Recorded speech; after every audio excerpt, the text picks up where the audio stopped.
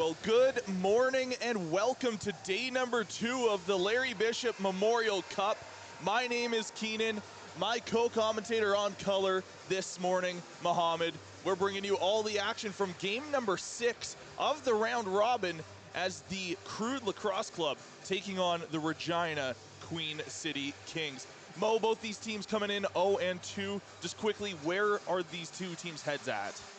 Yeah, you know, I think it's an early morning game. You got to just get your head straight and turn around as quickly as you can.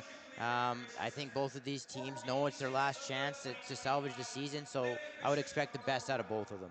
Absolutely. We're going to head down now to the floor for the anthem.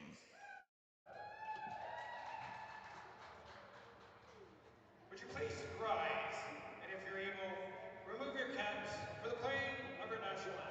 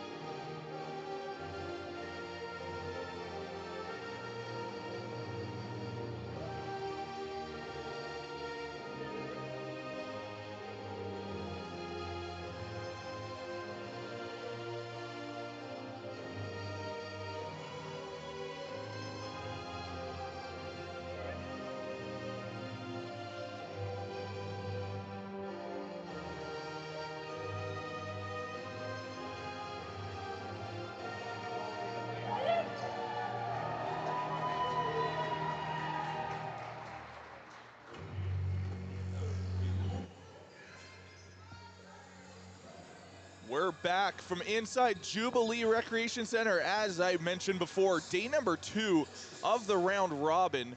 So all these clubs have played about, I believe they've all played 2 games now to this point. And, you know, these two clubs coming in, as I mentioned, 0-2. You know, your chances of making it into that semifinal, you got to be in second or third, first to get that bye. These two clubs are the 4th and 5th spots right now. Do you see either of these clubs having an easier road into second and third in the round robin, potentially challenging those guys like the Shamrocks, like the Rebels? Nothing is going to be easy at this point. I mean, you're battling uphill. You're climbing some stairs here today. You got to win a couple games back to back, and it's a situation where, as we get our officials' names here, perfect from RIC Sean Reed, but it's a situation where you're going to be in tough, and you've got to come up big in some tough pressure moments. And off the opening draw, Crude going to be awarded this one. Now moving it up right to left. Crude wearing the, I guess, technically gray, I guess you would call it, with purple-white trim. And the Kings wearing the white with the black and gold. As Fodchuk is going to rip one from pretty out far. And a nice save from goaltender Cameron Vogt starting in net for the Regina Queen City Kings this morning. Regina now with the ball. Holding, trying to find his way around his man. Now passes off to Keogh. Keogh dishes. A couple passes later, now we're back at the top. Lenz looking to cut in now, and a nice little jump shot there from Pladsen. Just trying to put it in over the shoulder. Ball pops out, Crude are gonna regain. Yeah, and in the initial lead here, whoever jumps out in front early, I think is going to make a big difference. You know, I have two teams that are 0-2. Maybe the confidence levels aren't the highest, although the Kings have been in both of their games. So they should be feeling it a little bit. But I think whoever can jump out to a lead will have a big advantage, bigger advantage than you would expect normally. And the Kings losing yesterday's games by a score difference of 1 goal and 2 goals, whereas the Crude in their last game lost by a 16-goal difference, 20-4 loss against the Shamrocks. Crude now holding outside the dotted line. Looking as Fry. Fry ends up taking a shot off. Volk bobbles it for a second, but able to land it right back in his stick. Regina's going to move back left to right. Yeah, good stop there by Volk, even though he almost mishandled it. got, got a good amount of the ball there to deter it. As the Crude going to regain this one, I believe, off an 8-second half violation there. As now Elliott is looking to pass. Potentially, his pass is actually going to get cut off there by Aktemachuk. And now ball dropped, and Regina is going to come back across. Looking in is Jacob Panko. He's going to dish it off to Pladsen. Pladsen comes inside the rag line. Now looking up top is Seaborg. Seaborg rips one on net, and Horn able to come up with a stop there. That's one constant for the Crude.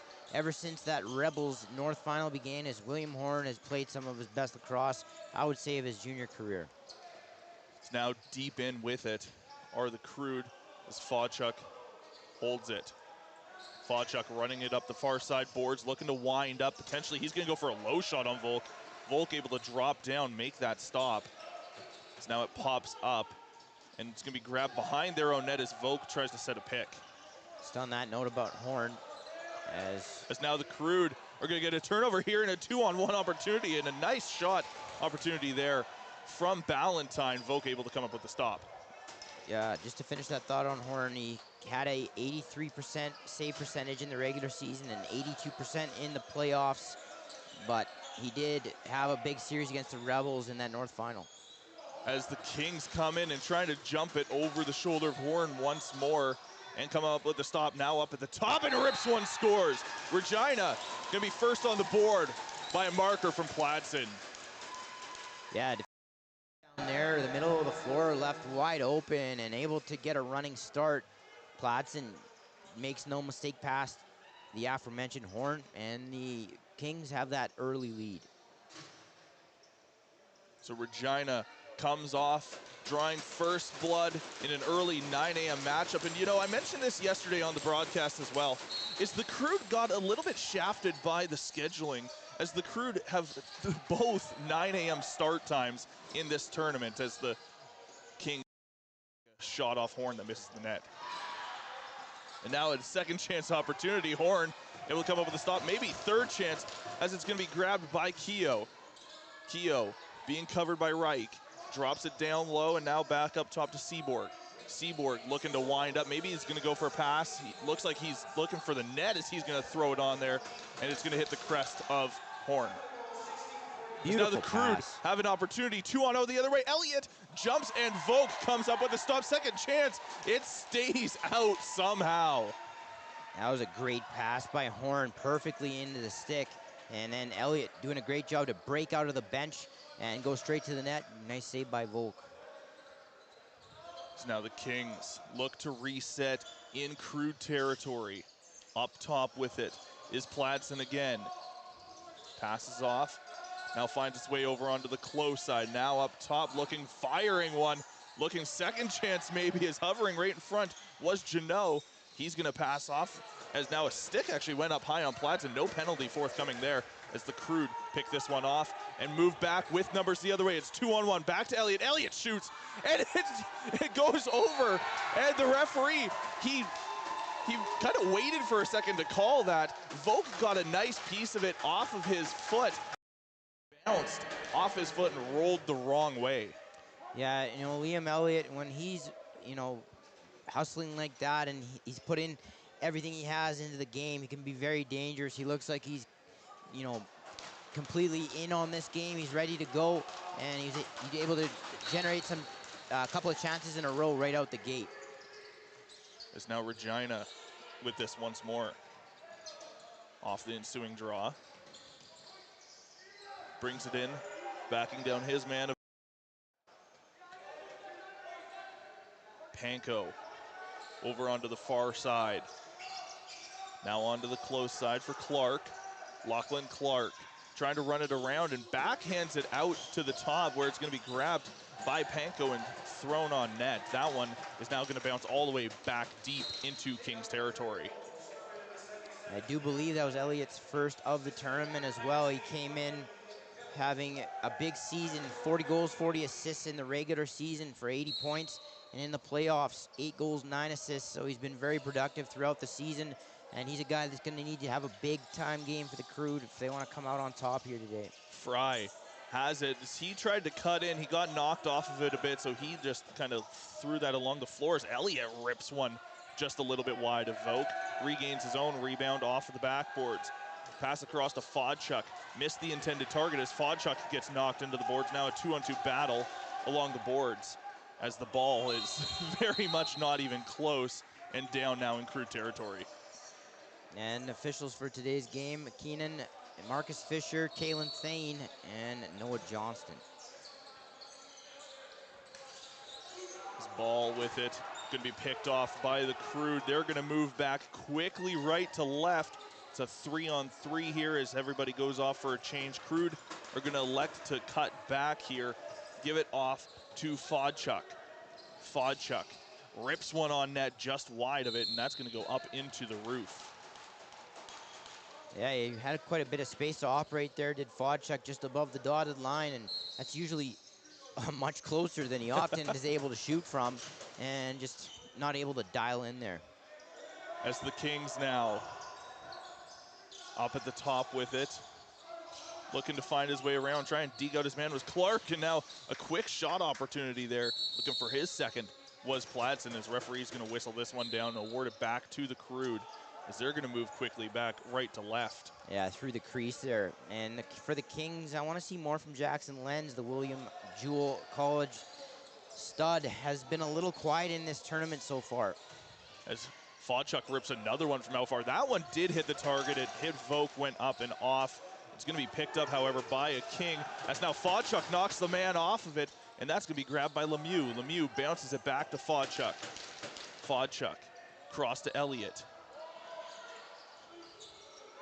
As now Regina is going to be able to squeak that one out, and they're going to have a partial break opportunity here. Shot and Horn able to come up with the stop. It actually got through Horn there. It kind of sat behind him, and there's actually going to be a penalty on the play here to the Crude. That's one element that Will Horn's game has been very strong within, is those breakaway chances. I don't know how many he's faced in this tournament, but it's been countless. Feels like it's been a couple dozen at this point. And you know what? We don't have an official stat on this, but I would venture to guess he's stopped well over 80 to 85% of them. It's been pretty incredible. It's been impressive, and so we're going to have a penalty shot here. As taking this one, as you mentioned, Jackson Lenz. He's going to get the opportunity here to put Regina back up into the lead. Lenz is going to come one-on-one against Horn. Over on the far side. Dekes him out, and Horn comes up with the stop. As Horn comes out and trying to intimidate Lenz a little bit there. What did I just talk about? Breakaways, man. What is a penalty shot? It's a breakaway. It's a slow breakaway, but it's a breakaway nonetheless. And Horn, man, he just stood there and waited for the ball to come to him. As you can see on the replay, he gets his shoulders up, makes himself big, and takes away the top of the net.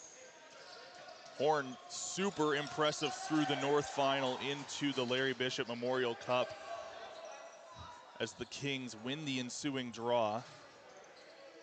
The Seaborg passes off over onto the far side, rips one on net, and again, Platson looking to get his second on the day. As now Crude player is going to be driven into the boards on the far side. No penalty forthcoming there is Lenz. Lenz playing a little bit physical at the moment. See that coming. There's going to be too many on the floor. I thought they were getting Lenz for a penalty there. Honestly, so did I here, but no, they're going to call an illegal substitution. He looked frustrated after that penalty shot, and I mean, I don't blame him. Horn had something to say for him, and then he kind of took a Crude player into the boards, and then he was heavily chasing another Crude player across the floor, whacking, and kind of gave him a shot in the back of the head, but that's not going to get called, and instead it's going to be a King power play here. Maybe something to watch here is Jackson Lenz, so keep an eye, number 6 for Regina, as the Kings get the first power play opportunity of this one. Kings passing around on the outside, looking to set something up, get somebody off kilter.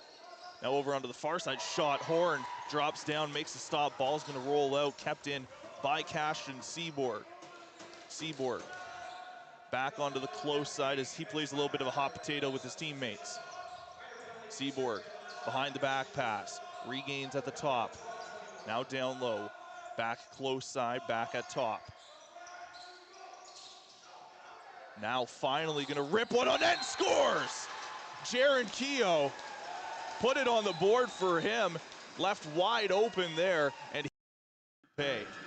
Absolutely all day off of the seal from Seaborg there. He's able to walk right down into the middle of the floor. He goes up over top of Horn, the short side.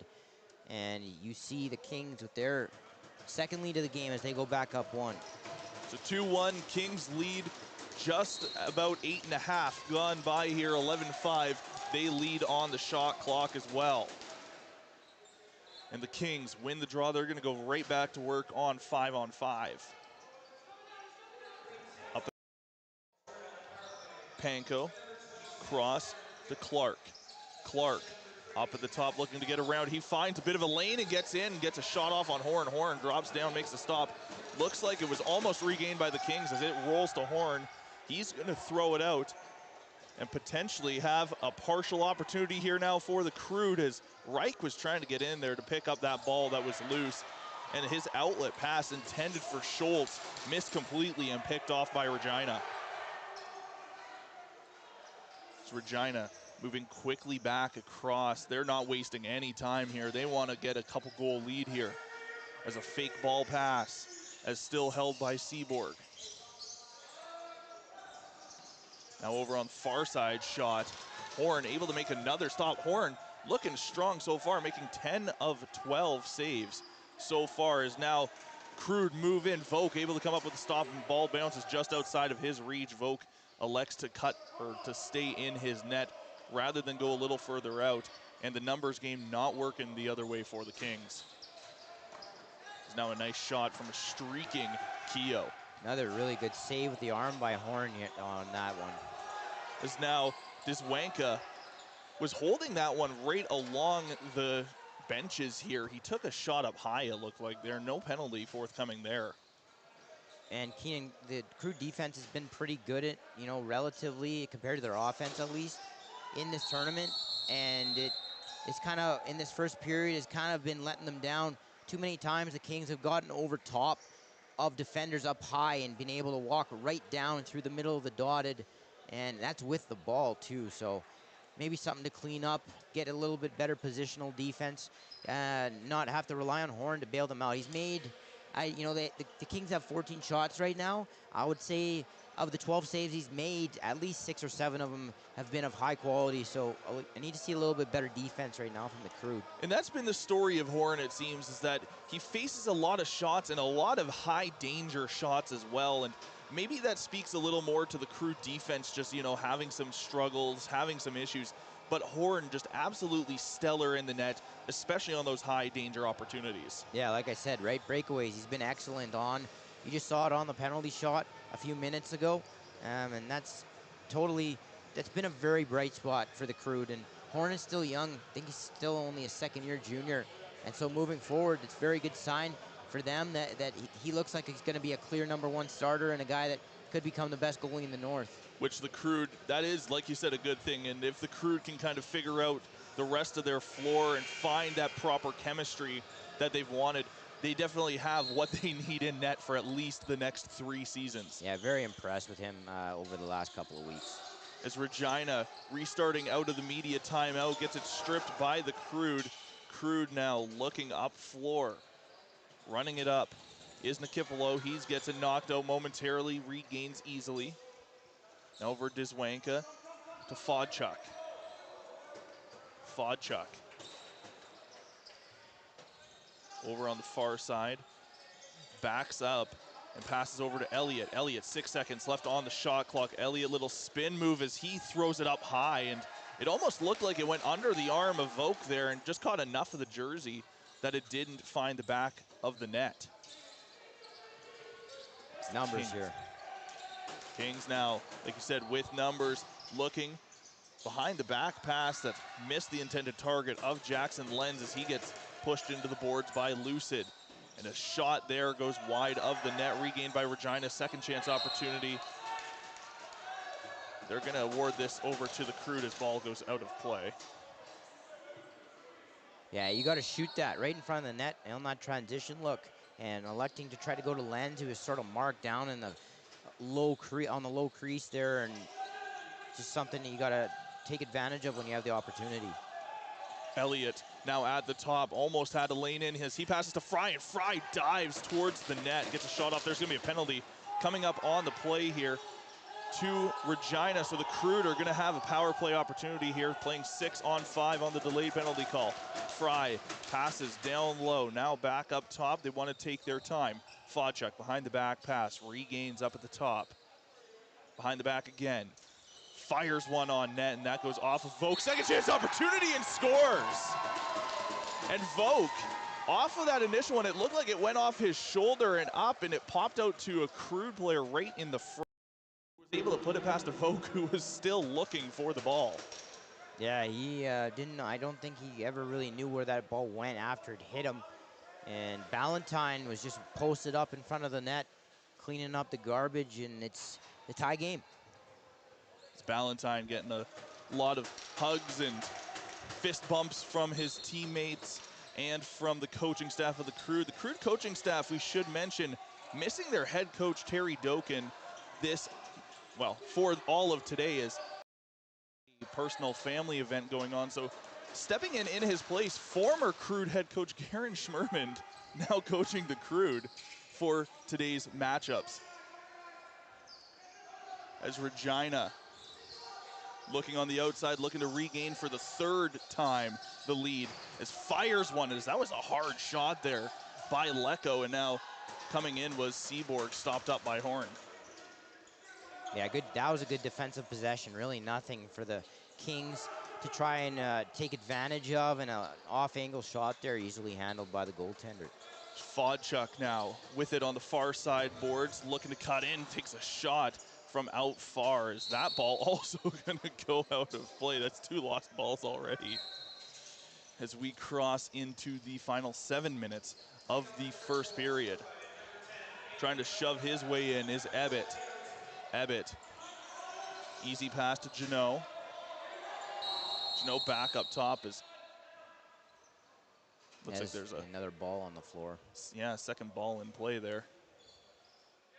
Didn't even see where that came from, to be quite honest. I didn't either. It is, what, 9:20 a.m. or whatever it is right now, and it's almost felt like a dream, like some sort of random ball like popped out of the mesh on the side of the glass, and maybe, I don't know, maybe it fell off the Crude bench for all I know, but.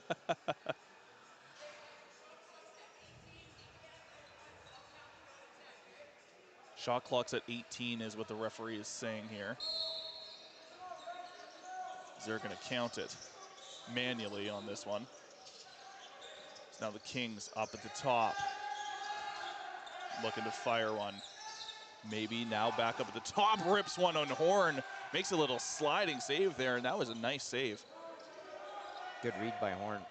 Is now trying to outlet pass Elliott, who was coming fresh off the bench up high, and missed him completely, and now Regina regains deep in their own zone as that's going to be brought in by Jacob Panko. Passes off to his brother Ethan. Now your defense gets caught out. Back-to-back possessions. This is always a more difficult one to handle. Pops up for Clark. Clark looking to cut in, maybe. He's going to hold it instead. 8 seconds on the shot clock. Clark fires one, as I believe it didn't get a piece of Horn. I think it bounced right in front of Horn's foot. Nonetheless, Dzwanka is going to pick that one up as he takes a couple of whacks from Pladsen. Good save there by Horn. That was labeled for the bottom corner, and he got his leg out on it. And then Dzwanka relentlessly on that loose ball, kind of got tripped up and still kept his head of steam to go grab it and keep possession for the Crew. As Lewis holds, cutting in, looking to pass off. He holds it now behind the net. Out to the top for Fodchuk, who rips one, looking for a second chance opportunity. Hovering there was Bennett Fry, and he was just knocked off the ball.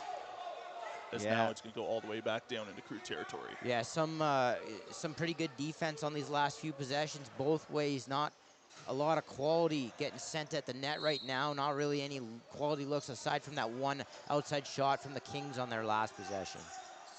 And as you speak about outside shots, there's another one from the Kings that Horn's able to come up with a stop. And now we're going to have a little bit of extra pushing and shoving here.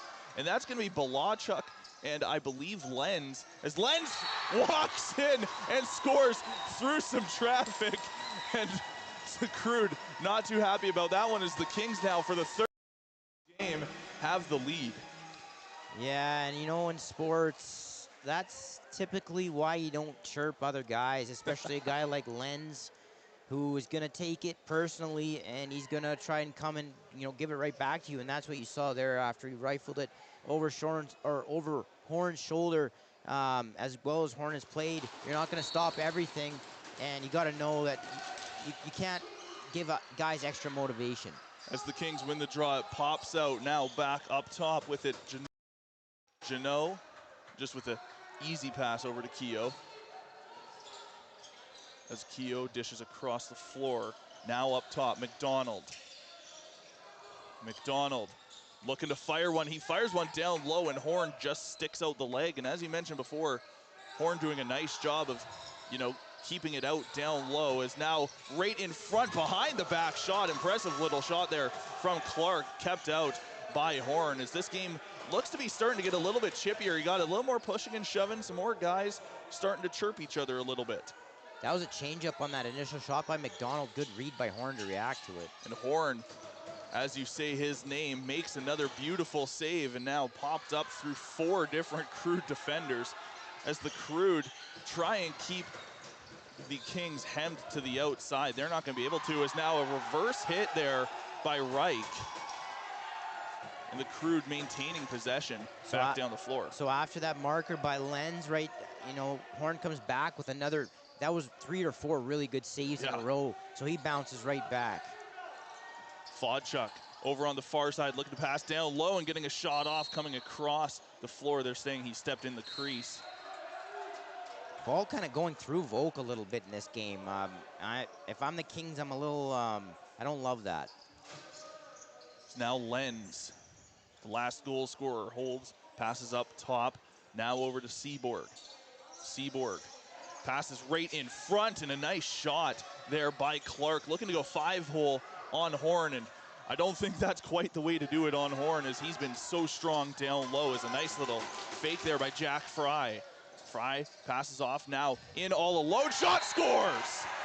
Trygve Balachuk, give him that one. And we're tied now, again, the 3rd time in this one. Yeah, storming in was the big man, Balachuk, and he didn't waste any time in one motion, grabbed the ball and went sub shot, sidearm, whatever you want to call it. You know, in BC, they love to call it a sub shot. In Alberta and Ontario, it's more a sidearm, but whatever you want to call it, it was a nice shot, low to the short side. Volk was kind of moving the other way, and Crude tie the game for the 3rd time. 3:14 to go here in the first. 3-3, we're tied. Shots 22-11 in favor Regina, as loose ball, 3-on-3 battle for it. Ball still loose off the draw. Maybe picked up by the Crude. And now finally scooping that one up is Nikipolo. Nikipolo now looking up top. Fodchuk. Fodchuk rip scores! And the Crude get their first lead of the game. It's 4-3. Yeah, Fodchuk short side top corner, and he pegged it there. A little bit of space to come out to the dotted, and then he ripped it up over the shoulder of Volk. And one thing I wanted to touch on was, even though, you know, the shots are whatever they are, 22-12 right now in favor of the Kings, the one thing that the Crude have brought today into this game is more energy and sort of a more of a serious feel to this game. Like they're here to prove a bit of a point that they can hang. Lecco with on the far side, up top now McDonald. McDonald over to Platson. Platson back to Lecco, to Seaborg. Seaborg trying to back in, fires one on, and looking 5-hole again on Horn. Horn shuts the door. Under 2.5 now to go. As Crude in all alone behind, a little bit of a scooping shot, backhand almost, that goes wide. Yeah, it was a late pass. Menon needed to see that a little earlier, and by the time Elliott got the ball, it was too late. As Seaborg takes a whack as he runs it in behind the net. Seaborg out to the top now. McDonald. McDonald back to Seaborg. Back across. Now firing a bouncing shot on that one was Ethan Panko, as Panko is going to grab that one as he gets driven into the boards by Bennett Fry, and Noah Reich getting in there too, as shot clock's going to expire, and this one's going to go back to the Crude. Quick pass over to Fodchuk. Fodchuk, as his pass was intended for Schultz, missed him completely, and ball bounces up into the Crude bench.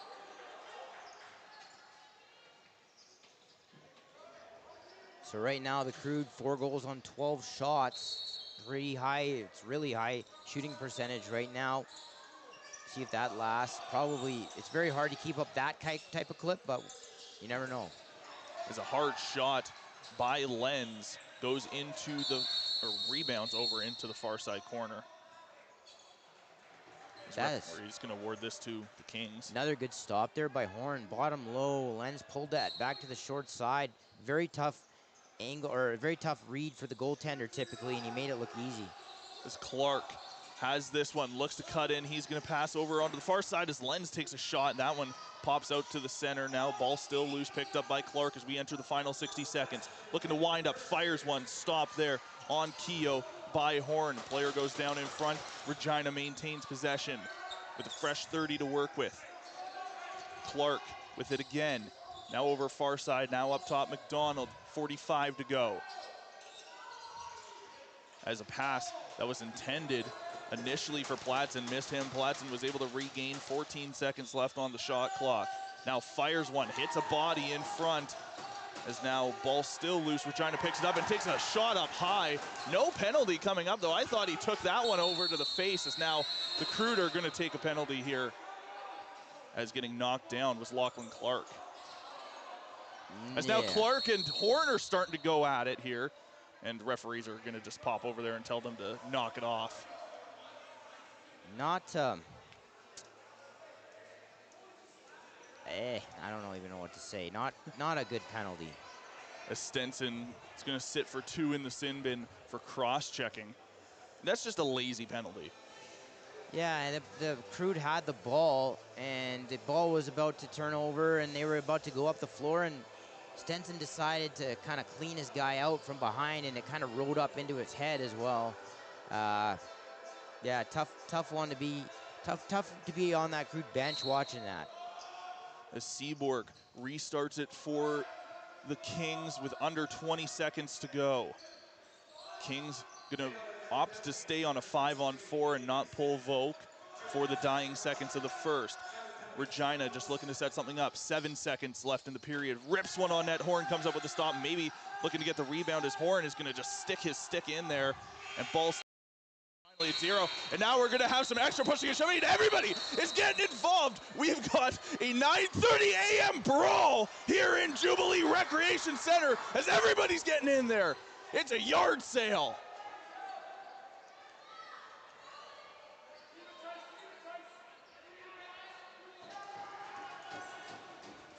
And tempers have boiled over here at just about 9:30 a.m. on a Saturday. Everybody getting involved that was on the floor there.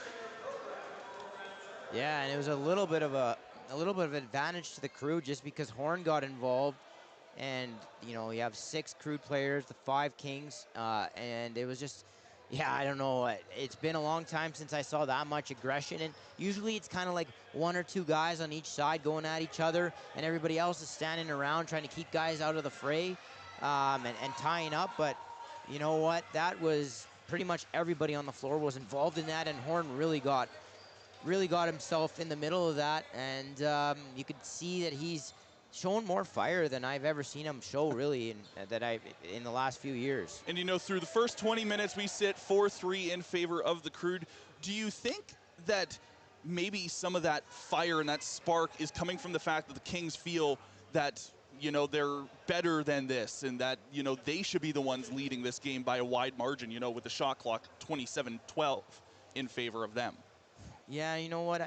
I think some players had some words for Horn. Horn had some words for some players, and they had some back. And it wasn't surprising, actually, you know, in hindsight, that he got involved in that. But He's usually a pretty level-headed guy, but I think the Crude are feeding off of some of that energy from him. You know, he's playing some of his best lacrosse. You know, 27 shots, 4 goals, and a lot of them are really good chances at this. In saying that, um, and I just think it was two teams. You know, they're 0-2. They're fighting for their lives, and they're showing that passion. Well, 4-3, Crude leading the Kings in game number 6 of the round robin of the 2025 Larry Bishop Memorial Cup. My name is Keenan. For my co-commentator, Mohammed, we'll be back with the second shortly here on CROW LAX TV.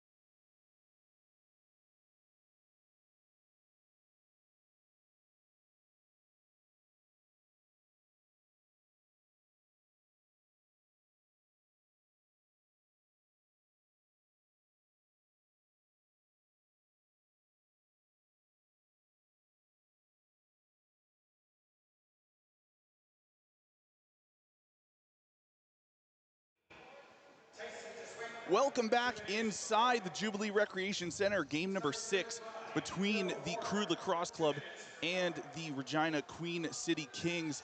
Through 20 minutes, Crude leading this game 4-3, and an absolute tilt at the end of the first results in the Crude somehow taking an extra penalty on that one. I honestly thought they were going to even that one up. Yeah, no, I did too. I'm pretty shocked that we have a 5-on-3 to start this period, but that's where we sit. As Regina with possession off of the opener of the second here. As Regina looking down low, now cross the floor, little spin move, now up to Seaborg. Is now firing one as Len, second chance opportunity as Clark takes a shot, and Horn, what another beautiful stop there, now behind the back, and Clark winds, fires, and again, he, actually not that time, Horn I think got beat on that one, but hits the post instead as another shot turned aside by Horn. Kings all over the Crude at the moment. Now fires one. Now Horn quick to come across there, and I think Clark got a post again. Fires one. That one goes wide, kept by the Kings. Now down low, looking for a one-time opportunity. Clark back door. Regina maintaining possession. Now down low, across the floor. Fires one, takes a bit of a shot up high. Play continues. Regina fires one. It beat Horn, couldn't beat the post. That's 3 posts now for the Kings here. Behind the back to Clark, now up top. Now to Lenz, and looking back to Clark, cut off by the Crude, and a nice defensive effort there as the Crude played a long time down there. I think it was almost 1 minute and 20 seconds that they played in the defensive zone. Yeah, that was crazy, that sequence. Tons of chances, a lot of bars, and then a nice stick by Nicapillo to knock that ball down and turn it over into the Crude's possession. It's now 5-on-4 for the next 17 seconds here. Regina has time for 1 or 2 more shots. Regina passing around the outside up at the top. Seaborg to Lenz, back to Seaborg. Now behind the back over far side, back to Seaborg. Now down low, up top is back 5-on-5 as Regina takes a shot. Horn able to spread out, make the stop, and send it up on the far side. Regina jumps from 27, 26 shots up to 32, and I don't even think they added those bars on that total either. It's an impressive effort from the Crude to keep the ball out on a long 5-on-3, as now the Crude looking to go to work. Fodchuk with it. Fodchuk is going to rip one wide. And that's going to be grabbed nearly out of midair by Lewis, and he wasn't able to quite grab it in the back of his stick. So Regina going to pick this one up off the 30-second shot clock violation, as they're going to look to wind up. Regina on the outside. Panko. Now to Lenz. Lenz loses it as reverse hit on Jack Fry. Still holding it. Now running it up to the top. Lenz trying to fire one. I think that actually got a piece of a player there. Is a little extra shove there between a couple of guys. Nothing more really coming out of that. Yeah, good aggressive defense there at the end of the shot clock by Noah Reich, not even letting Lenz turn and fire at the net. So now Elliott over on the far side being covered by Kennedy. Up to Fry. Over to Fodchuk. Fodchuk fires and scores! Fodchuk finds his way through Vogt, makes it 5-3. Bottom low, Fodchuk ripping corners here in this game. That's his second of the match, and from his favorite spot up over that dotted line, kind of taking a step up and then planting and firing, and he beats Volk. I was gonna say, we've mentioned it quite a few times, is Fodchuk loves to take that shot from out far. And I mean, have you seen an outside shooter more dangerous than Fodchuk? No, I mean, he's one of the better shooters in the Junior B loop, and there is he. Like, Volk wasn't in a terrible position. There was a little bit of room there, but you know, he identified it and he planted and he fired it. As now Regina takes a hard shot that goes just wide of the net. Horn picks that one up, sends it up to Stenson. Stenson passes up the far side boards. Now trying to bounce it over to Elliott. It missed Elliott's stick. So they're gonna go for a quick change off here. This is gonna be an over and back awarded to the Queen City Kings. Yeah, Crude right now, 5 goals on 13 shots. It's Regina, cross floor pass. Now up at the top. Now firing one from out far was McDonald. I think that actually went off the head of somebody en route to the net. Nonetheless, Regina able to pick it right back up as McDonald takes another shot, stopped up by Horn. Yeah, great job to get out to the top of the crease and take away the angle. Nice pass. As an outlet pass that was intended for Ballantyne just quite missed him. That would have been a very dangerous play as Ballantyne already with 1 in this game. Regina now looking to set something up. Now on the close side, back up top, over far side. Now to Lenz. Now back over to Keogh. Keogh trying to push in. He's going to cut back, take a low shot on Horn. Looking for a second chance was Regina. And it wasn't really a shot there. It was more of just kind of floated towards Horn. Yeah, it was like it was an around the world attempt, but you're better off. You know, you're getting the reset there. The shot was just taken. Pull that out and try to get a better quality opportunity. Lemieux down to Fodchuk now. Cross pass over to Fry. Fry slows it down in the far side corner. Looking to cut into the middle. He goes up to the top and rips one on, and it's Elliott. And now it's going to be a breakaway opportunity here for Casemore as he takes a shot and stopped by Horn, and another breakaway opportunity that he stonewalls a guy on. Yeah, and I've been on this rant for a long time, man. Again, another breakaway and another save for William Horn. As now out at the top are the Kings. The Kings looking to fire one. They get one on, stopped up by Horn, looking for a second chance as they do. Horn dropping down to make the stop, and quickly gonna move it up to Lemieux. He's seeing it, he's feeling it, and he's thriving. He's using his athleticism to jump down to the bottom of the net, shutting all those corners off, and he's reading the ball out of the shooter's stick. When the ball is being released high, he's up and waiting for it, and when guys are trying to go down low, he's using his quickness to get down there. Fry now on the far side looking for some help as he's gonna try and fire one, and I think a stick may have gotten in the way. I think it was the stick of Aktemachuk as the 30-second shot clock expires. So 13:27 to go in this middle frame. And even though the Crude are up a couple here, it's going to be important for them to start to get some better sets here, because right now the Kings are really pouring it on their net.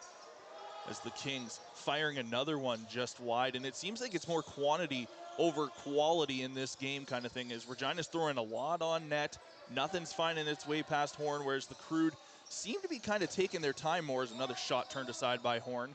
As the Crude kind of seem to be taking their time and given, you know, near or over 33% shooting percentage so far in this one, as a between the legs, like backward shot there.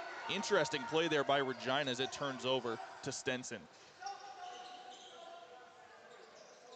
Yeah, they're definitely shooting, like I said earlier, at a really high clip right now. 5 out of 13. Elliott to Fodchuk.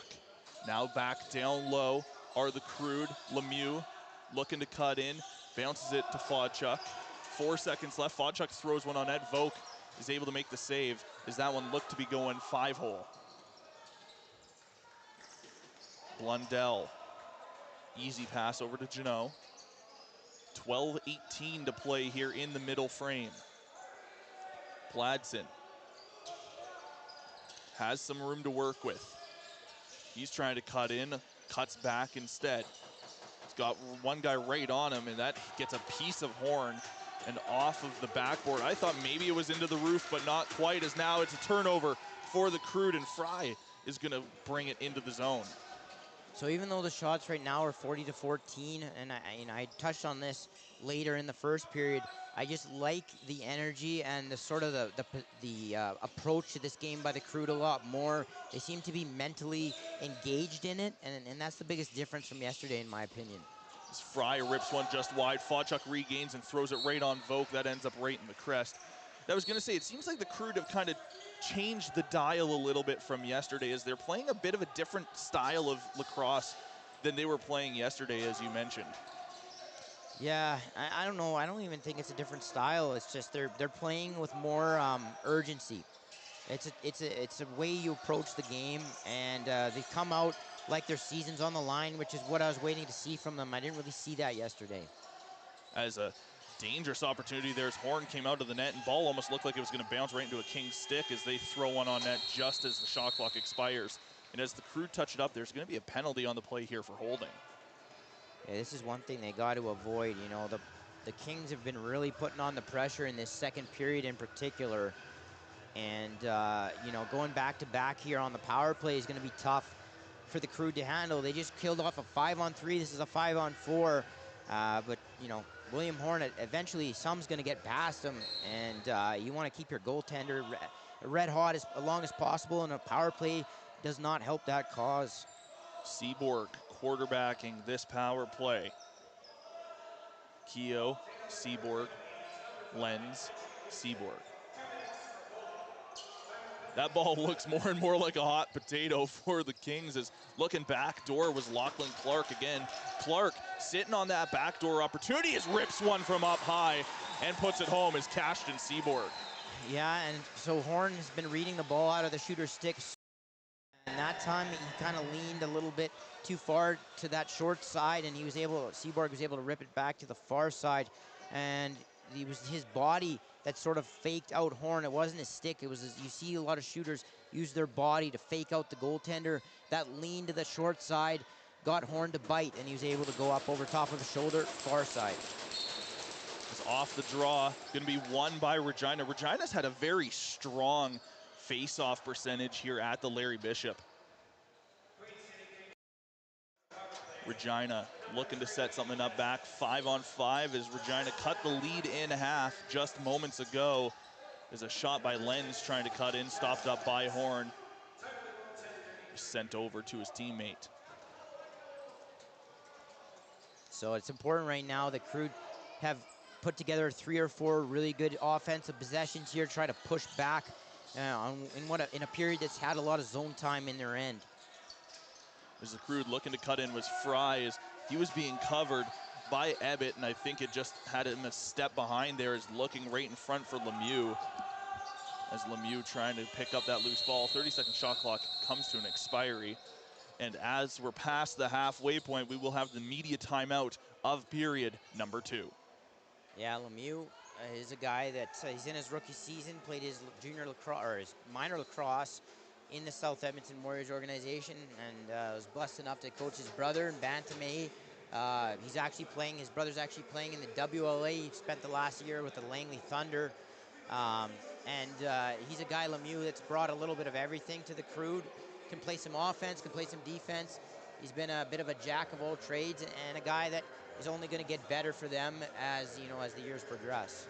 You know, I feel like that's one thing that the Crude organization has done really well, though, is finding guys who really are those Swiss Army knives. Because, like, we've talked about it with, you're mentioning Lemieux here, but, you've got, like, guys like Fodchuk. You've got guys like Fry. You've got those kind of guys, right, that can kind of be all over the floor. Huckabee's another one. Reich's another one, right? Yeah, no, for sure. I think the best example would be Bennett Fry. He can play defense. He can play on the man short. He also plays oftentimes, either up top on the power play or on the shooter. So, he's a guy that can play pretty much anywhere. Fry's a guy like that. They're building and they're trying to develop guys like Lemieux in that mold. So, yeah, no, definitely. They've done a good job with that. The Seaborg restarts for Regina out of the media timeout. Regina up at the top. Clark throws one on net, and that's going to be a leg save by Horn. As now it comes all the way back. Grabbed by Dzwanka as Dzwanka. Nice breakaway opportunity there. Volk able to make that stop. Yeah, that's one Volk needed to make. Not making many saves in this one so far, and good time to make a big one on a partial break there with his team only down 1 and about halfway through this one. Now Regina trying to set back up in the offensive zone. Pass over to Keogh. Keogh is going to fire one. Horn able to make the stop.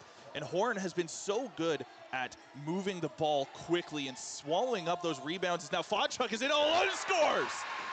as Fodchuk takes out the referee on that diving shot. What a goal by Fodchuk. I just want to mention, quick tic-tac-toe there.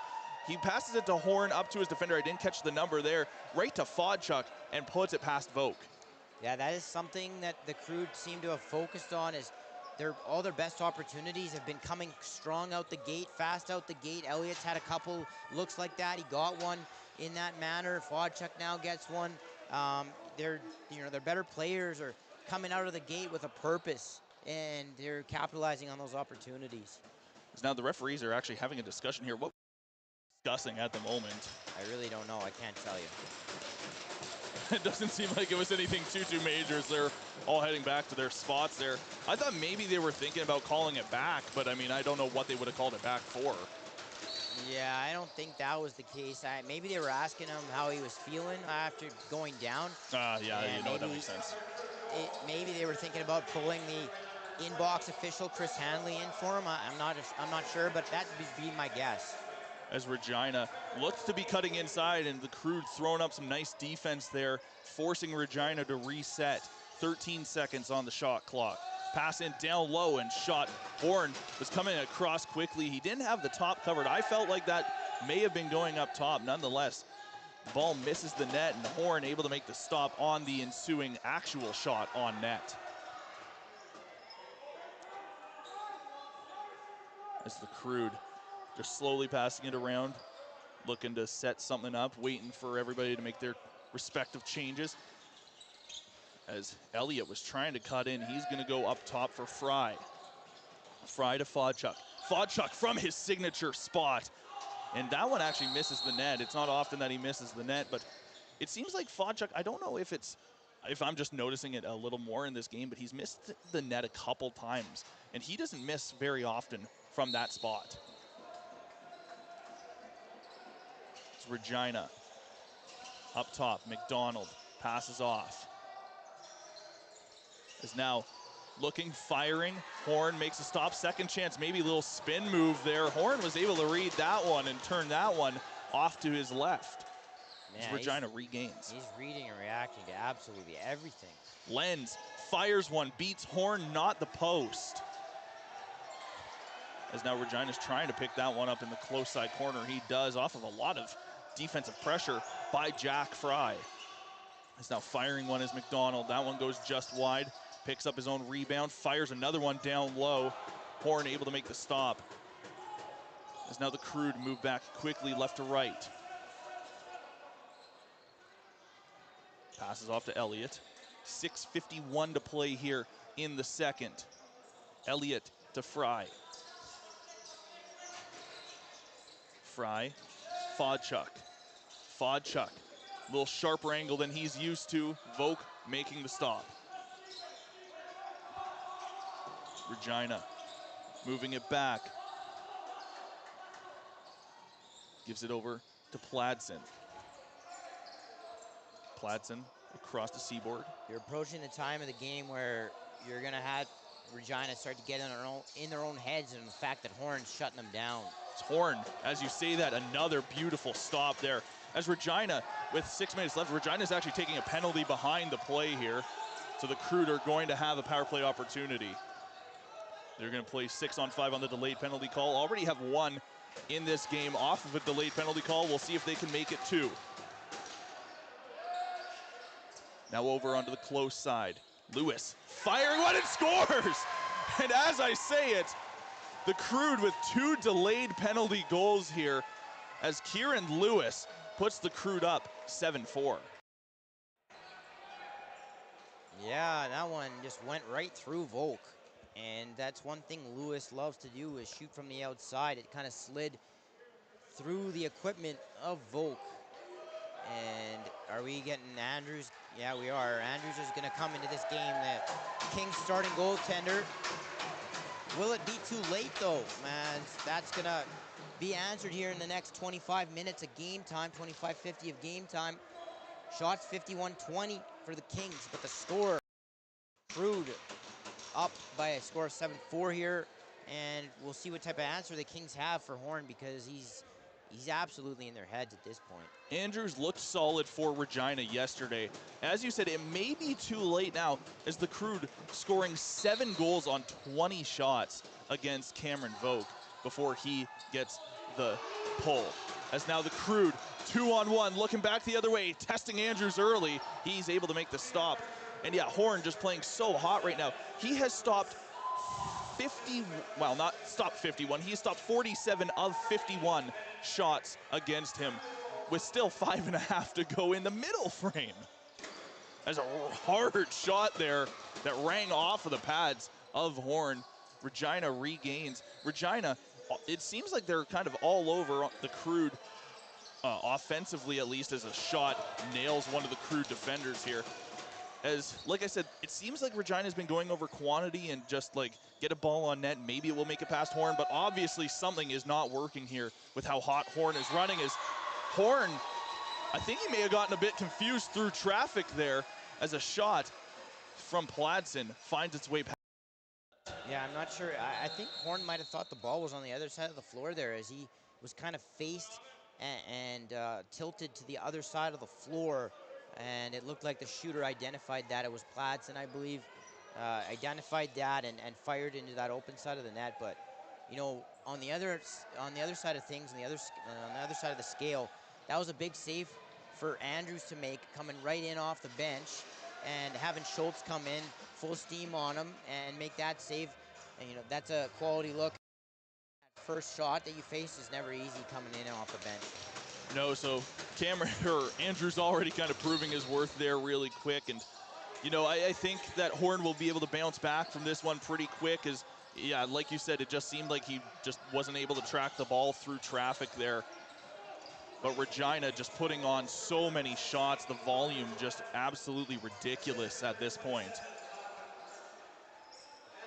Regina on the outside, pass up to Seaborg, now to McDonald, who passes off almost immediately to Janot, to Lenz, who throws that on net, and Horn comes up with the stop.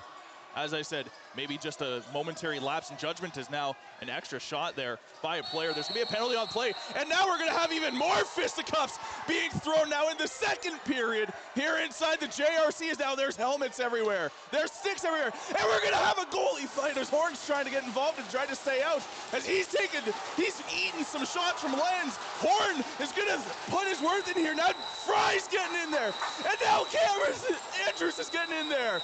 Holy crap, ladies and gentlemen, this is one hell of a game to start this one. As McDonald is just absolutely feeding McConnell shots with no referee nearby. Everybody's chirping each other here. We'll see what all the calls are. These guys are still shoving each other after they're getting separated. As Horn and Andrews are now exchanging some words. Horn and Andrews are getting closer here.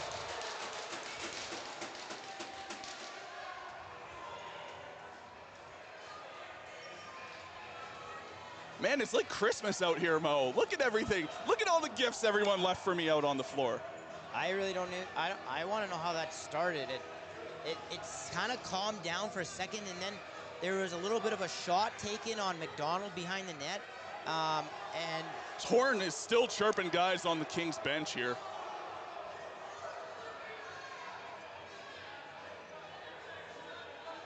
Yeah, I really don't know.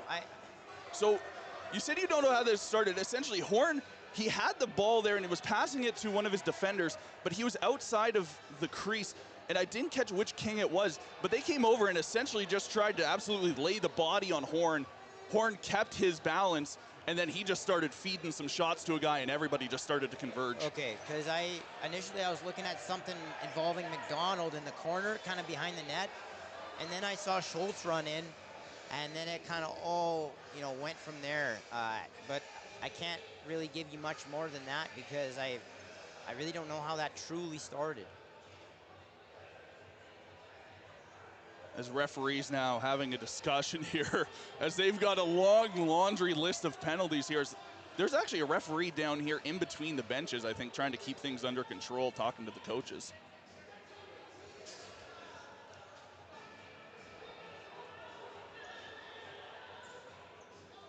I don't think there, yeah, there is a referee there.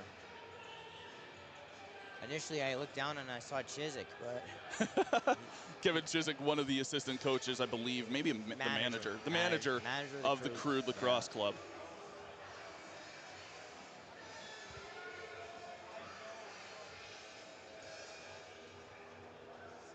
So eventually Andrews made his way down the floor in that skirmish. I think he wanted to just fight Horn, but Horn was already fighting Lenz, so I don't know. I think Andrews wanted a piece of him afterwards.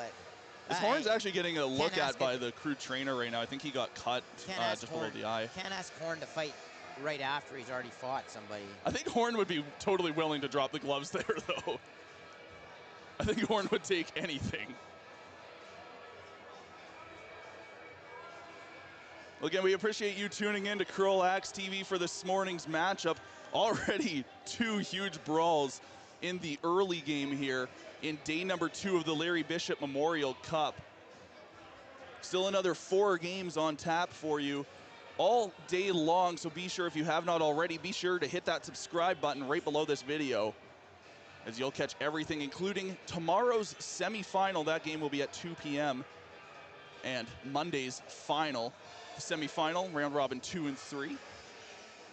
Final will be round robin number 1 versus the winner of that semifinal. Now here's my question. Do you think there's going to be a few guys getting thrown out here? I'd have to imagine so after, 2 brawls like that, everybody kind of involved. It seemed like it was almost the same guys on the floor both times. Yeah, it's going to be up to the referee's discretion. I mean, I would imagine so, but I don't know. I don't really have much else to add. Well, while this gets sorted out, take a couple moments here.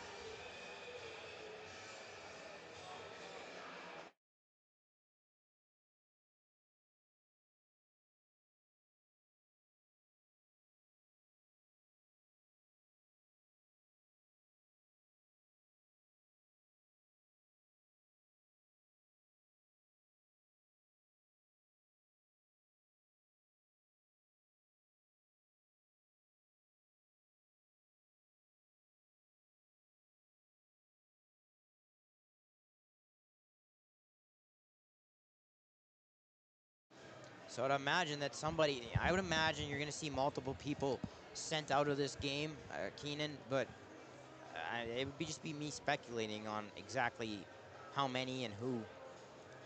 Well, while they get that sorted out, we still have another 4:17 left here in the second frame. I'm assuming that just with that much time, they'll probably play out the rest of the second rather than tacking it on to the third. Because, I feel like if you have, less than a minute left, you'd normally just tack it on to the third, but I don't think that would be the case here. Usually you want to avoid doing that. And typically you don't see a lot of people or a lot of games go that way, but usually the only way they do that is if there's a repair that needs to be done with a glass, or there's a floor issue that they can kind of get rid of during the intermission. But with something like this, they won't add time on to the third. So coming into the back stretch of this game here, the Crude have just been absolutely dominating. And I mean, yeah, I want to say dominating offensively. Dominating offensively in the case of quality chances. The Crude, I feel like if they continue that, they have a good chance of, taking out the Kings here, and putting the Kings at 0-3 essentially will just drop them out of that semifinal spot. I mean, the quality has been with the Kings, but Crude have just capitalized on so many opportunities. 7 goals on 20 shots. You're never going to see a higher percentage, a shooting percentage in a game than that. So what I've liked from the Crude, though, is that they've had, times in this game where it would have been easy for them to sag. They came out with so much more life and energy.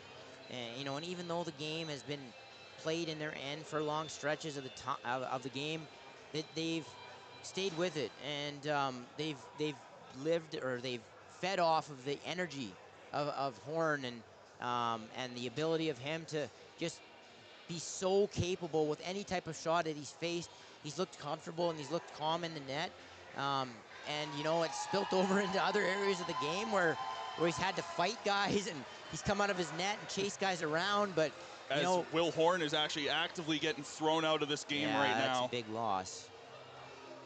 That is a big loss, and there's no way around that. I also want to mention Dayton Menon also went down the tunnel, but I don't know if that was an equipment issue or if he got thrown out. Yeah, I don't know. I didn't really see Dane involved in that. I didn't either, which makes me think equipment issue there, but nonetheless, just something to keep note of that Menon did head down the tunnel, and we'll see how many of the Kings maybe get thrown out here. I'm not sure. I'm thinking Lenz is going to get chucked, and Fry, because Fry ran into that. Yeah, Fry was third man in there. Lenz was, I don't know. Lenz was really throwing a lot here. Is it? Yeah, it looks like Lenz is getting thrown out now as well. Fry as well. Yeah, Fry's making his way back there too. The only penalty that they actually have on the clock right now is a 2-minute to Ryan McDonald.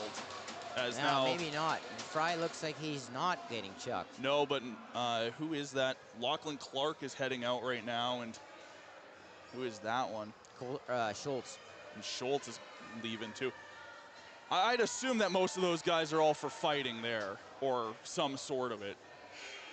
Yeah, I mean, with the number of guys chucked out, especially, it's good for the Crude. But it's good for the Crude, but I'm shocked that Fry isn't, just because he ran in from so far across the floor to jump in on that. But like, typically you see a third man in chucked from the game. But nice break for the Crude to keep him, because they're going to need him to be a big part of their offense. So about to get back underway here. Crude are going to be on the power play for 2 minutes here. Already leading by 2. This is a good chance for them to extend that lead to 3, and once they're up by 3, the Kings very much even more so on their heels. They actually might be waiting to put a second penalty, so they're actually going to play 5-on-3 here. This is a big opportunity here for the Crude. Yeah, you'll see Nick Apillo hang up high and try to grab any loose ball before it goes back over. Fodchuk with it now as we get back underway here in the JRC. Game number 6 you're watching right now on CROW LAX TV of the round robin, as Elliott throws a shot on Andrews, and a couple swings being taken at Ebbett as he runs it back up the floor for Regina. Ebbett still holding. He has some help from a teammate here, so there's now 3 Crude defenders there. They're going to call this one an over and back. Crude get the ball. Yeah, you want to get that ball deeper into the zone, especially down 2 men. You can't have that potential turnover up high like that. It would have been disaster if it turned the other way. As the Crude looking backdoor, and they put it home. Aiden Ballantyne backdoor gets his 2nd of the game. As Andrews looked like he was coming out to Ballantyne a little bit there.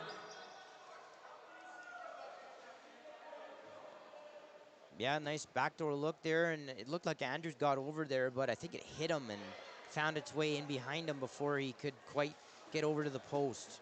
I believe it may have hit his arm as he was coming across, and just his direction of travel kind of knocked it into the net. Nonetheless, the Crude now go up by 3, and they still have another 1:13 of power play time to go. Yeah, Ballantyne getting on the board with another goal for him this morning. Now over on the far side is Regina. Regina looking to try and mount some sort of a comeback. It's being covered by Reich. Reich playing some good D. Regina in the close side corner now. 3 different Crude defenders right on top of him as the ball is going to bounce out. As Nikipolo is just waiting for the shot clock to expire here. As this is going to be a key next 30 seconds here. If the Kings are able to get out of this, only giving up 1, bit of a not a win, but a draw. I would put it that way. As now there's going to be, it looked like a glove up in the face of Ballantyne. I don't know. There's still a lot of chippiness going on in this game. I wouldn't be surprised if we see a 3rd brawl here, as now there's gonna be an opportunity here for Lewis. Lewis streaking in all alone, scores! And that's a power play marker, 2 for the Crude, as the Crude are also gonna take a penalty here. Nonetheless, they now lead by 4. Yeah, Keenan capitalizing on absolutely every chance they get, and they're up 4 now here, even though Elliott goes to the box here right after. They're up 4 late in the second period. You know, they lose starting goaltender Horn, but they do come out of that melee with a 5-on-3, and they've capitalized yet again, 2 goals on it, and now they're gonna have a big kill. So while the Crude did lose Horn, they do gain 2 goals on the clock here. So decent trade-off at least, because now you're up by 4 on the Kings.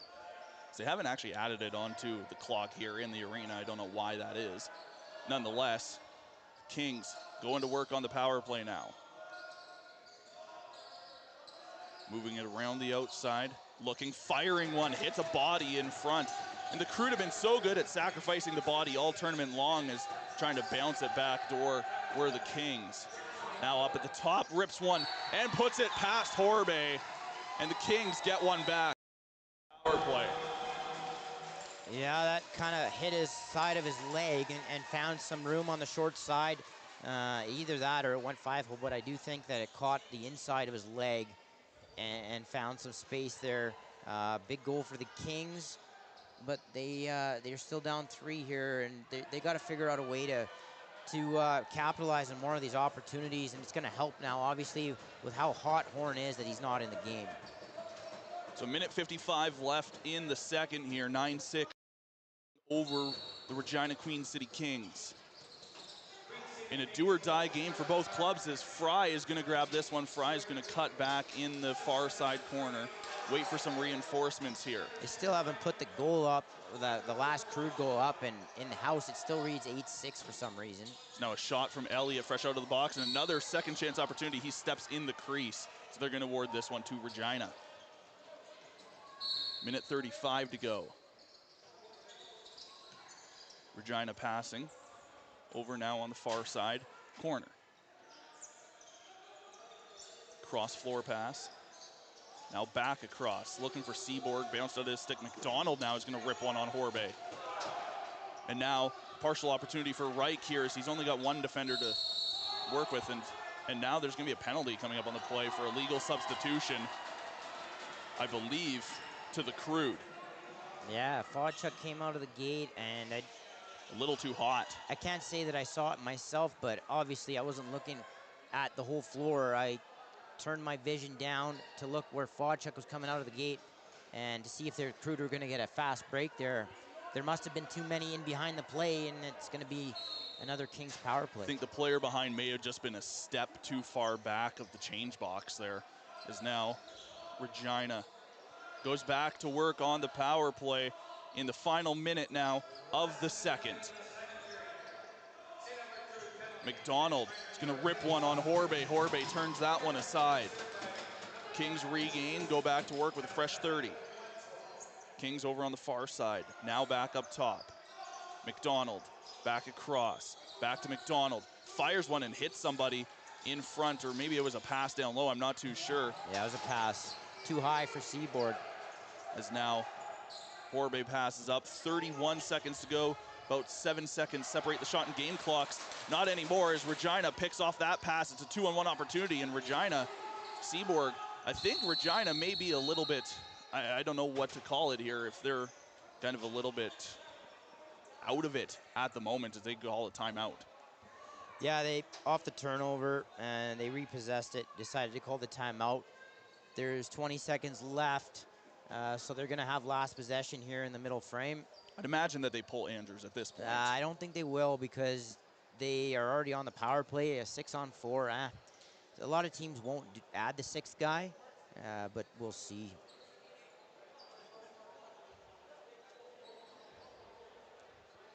So Regina strategizing here. Can pull within 2 now of the Crude going into the third and final frame. In this do-or-die game for both clubs, as both clubs coming into this game 0-2. And Mo, if you drop to 0-3 in this tournament, as I mentioned a bit earlier in this broadcast, you're essentially already then out of that second and third place. Yeah, so this is an elimination game, basically.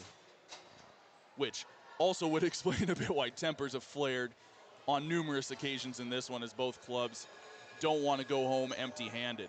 I think a lot of it too is you're annoyed that you're in this position. You've played all year and you've gotten this far, and all of a sudden in 24 hours your season's on the line, and you're waking up early and you got to play this game. And I think these two teams have developed some bad blood pretty damn quickly.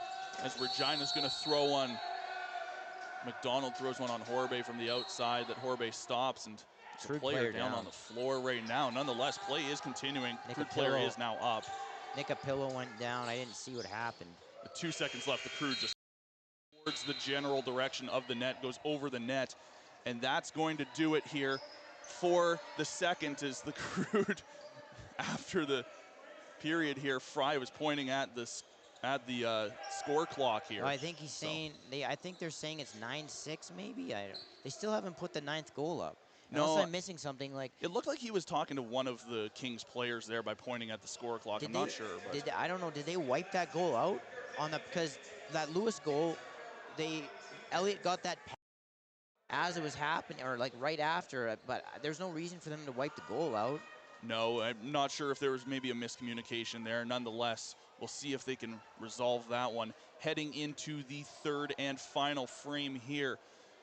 So if you're the Crude, you're going into this third period up by 2, maybe 3. I'm pretty sure it's supposed to be 3. How do you approach the third here?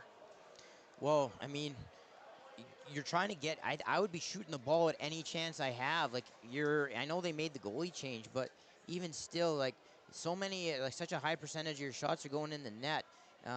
It might just be your day, and the more that you can make them have to make the save on, obviously the more chances that you're going to have to put a bigger number up on the board. So they're doing a good job of getting in behind the defense, especially in that second period on the fast break out of the gate. They got some chances that way, some pinpoint shooting, and just more. They're just capitalizing on their power play opportunities a lot more than the Kings are. And that's all led to a 2 or 3 goal lead, whatever it is right now, because the score clock reads 8-6, but I believe it's 9-6. And then a quick 30 seconds here on the Kings. How do you approach the third period, knowing that you're down by a couple, probably 3 goals, heading into that third and final 20 minutes in a do-or-die game? They're accessing the middle of the floor, and they're doing a good job of generating a lot of chances. You've got the Crude with their backup goaltender in now. And it's up to you to just finish on some of these chances. That's it. They're getting a lot of opportunities, and they're not just shots for the sake of shots. They're really good opportunities, and you just got to finish. Well, through 40 minutes here inside the Jubilee Recreation Center for game number 6 of the Larry Bishop Memorial Cup, Crude leading the Kings by a score of, I believe, 9-6. We'll be back shortly with the third here on CROW LAX TV.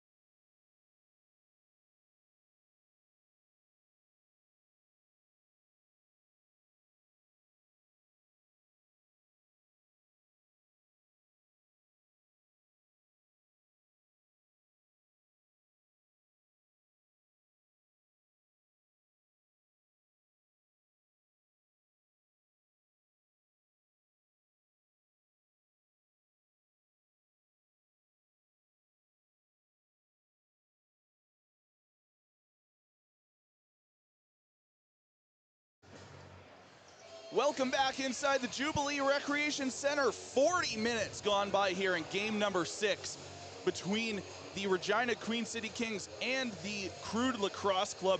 Through 40 minutes, 9-6. Crude lead with 20 to go here in a do-or-die game for both these clubs. At the moment, the Crude looking like they're going to be on the do side of that. Yeah, the clock's still not set here in the building, so they got to restart on the draw here. There's still 14 seconds in the intermission on the clock. Now they get it set. Still waiting for that goal to be put up. There was some discussion in the intermission there. Yeah, as the teams came back on the floor, they yelled at us. Yeah, they finally, the Crude coach Garen Schmerman yelled up, "Hey, it's 9-6, right?" And I said, "Yes." I'm like, "Thank you." So now they've put it on the board. Regina Queen City Kings also said, we agree, like it should be 9-6. So good to see that everybody's kind of in check now as they do have the 20 minutes up on the clock. Third period action here. The Kings have a bit of a ways to go. They've peppered the Crude early in this one. And again, they lost Horn in the second in that line brawl that happened, which is an unfortunate loss for them. But Horbe has been standing his ground so far in the about 5 minutes that he's played. Yeah, I think he faced about 5 or 6 shots, and only one has gotten past him. So not a bad start for the goaltender. They're going to need him here in the third period with their season on the line.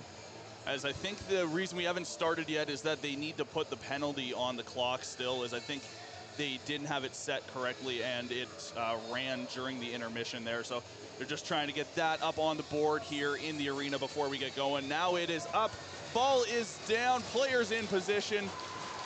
Whistle blows and we are back underway for the final 20 of game number 6 of the Larry Bishop Memorial Cup. First 5 minutes, huge on this sequence here, and obviously a big kill. If the Kings get the next one, it's gonna be game on. As the Kings looking to work on the final 30 seconds of the power play here that they have out of the second period.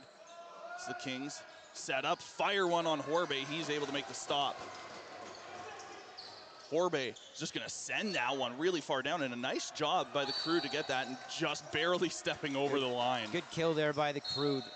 I mean, momentarily there, I know it turned over, but it was just the way that he was pinched off there at the line, and had that have been maybe, you know, a foot more into the zone, wouldn't have been called an over and back. As now the Kings take a shot off here as they announce in-house about the 9th goal being scored by Lewis of the Crude. As now Seaborg is going to wind and fire one just wide. As that one goes up into the netting and out of play. Yeah, it actually hit the back of the net and popped up into the mesh in behind the glass. I don't know if Seaborg was talking to the ref like he thought that the ball went in the net and threw it, but it did not, as it went off the backboard first. Definitely did not go in the net. As the Crude now with it, Fodchuk. Fodchuk runs it in over the rag line. He's going to pass it right into Fry in the middle, and Fry looking to put it down low on Andrews, and a nice stop by Andrews there. Now second chance opportunity. Stays out again as Andrews actually lost the ball in his equipment momentarily. Huge defensive breakdown there by the Kings. Fry was just left there all alone and had all day, and Andrews with the big save, something the Kings are in desperate need of some saves. Panko goes up to McDonald. Now over to Pladsen. Now passing off, Janot. Janot into the middle, and Good Seaborg save. takes out the net as he was streaking in. There's going to be a penalty for, I believe it was slashing on the call there. Good job by Horbe to stand tall there. He didn't overcommit and took the angle away. Didn't really bite on any type of fake that the King offensive player tried to throw there, and good save there by the netminder. The Crude do go down by a man here. Sorry, I apologize. It was holding the stick was the call there. As you mentioned yesterday, I believe this is the referee from Saskatchewan where the hand signals are slightly different. Yeah, Marcus Fisher from Saskatoon has NLL experience as well. He used to play for the SWAT, actually. Back when I was coaching the Crude, he was playing on the SWAT.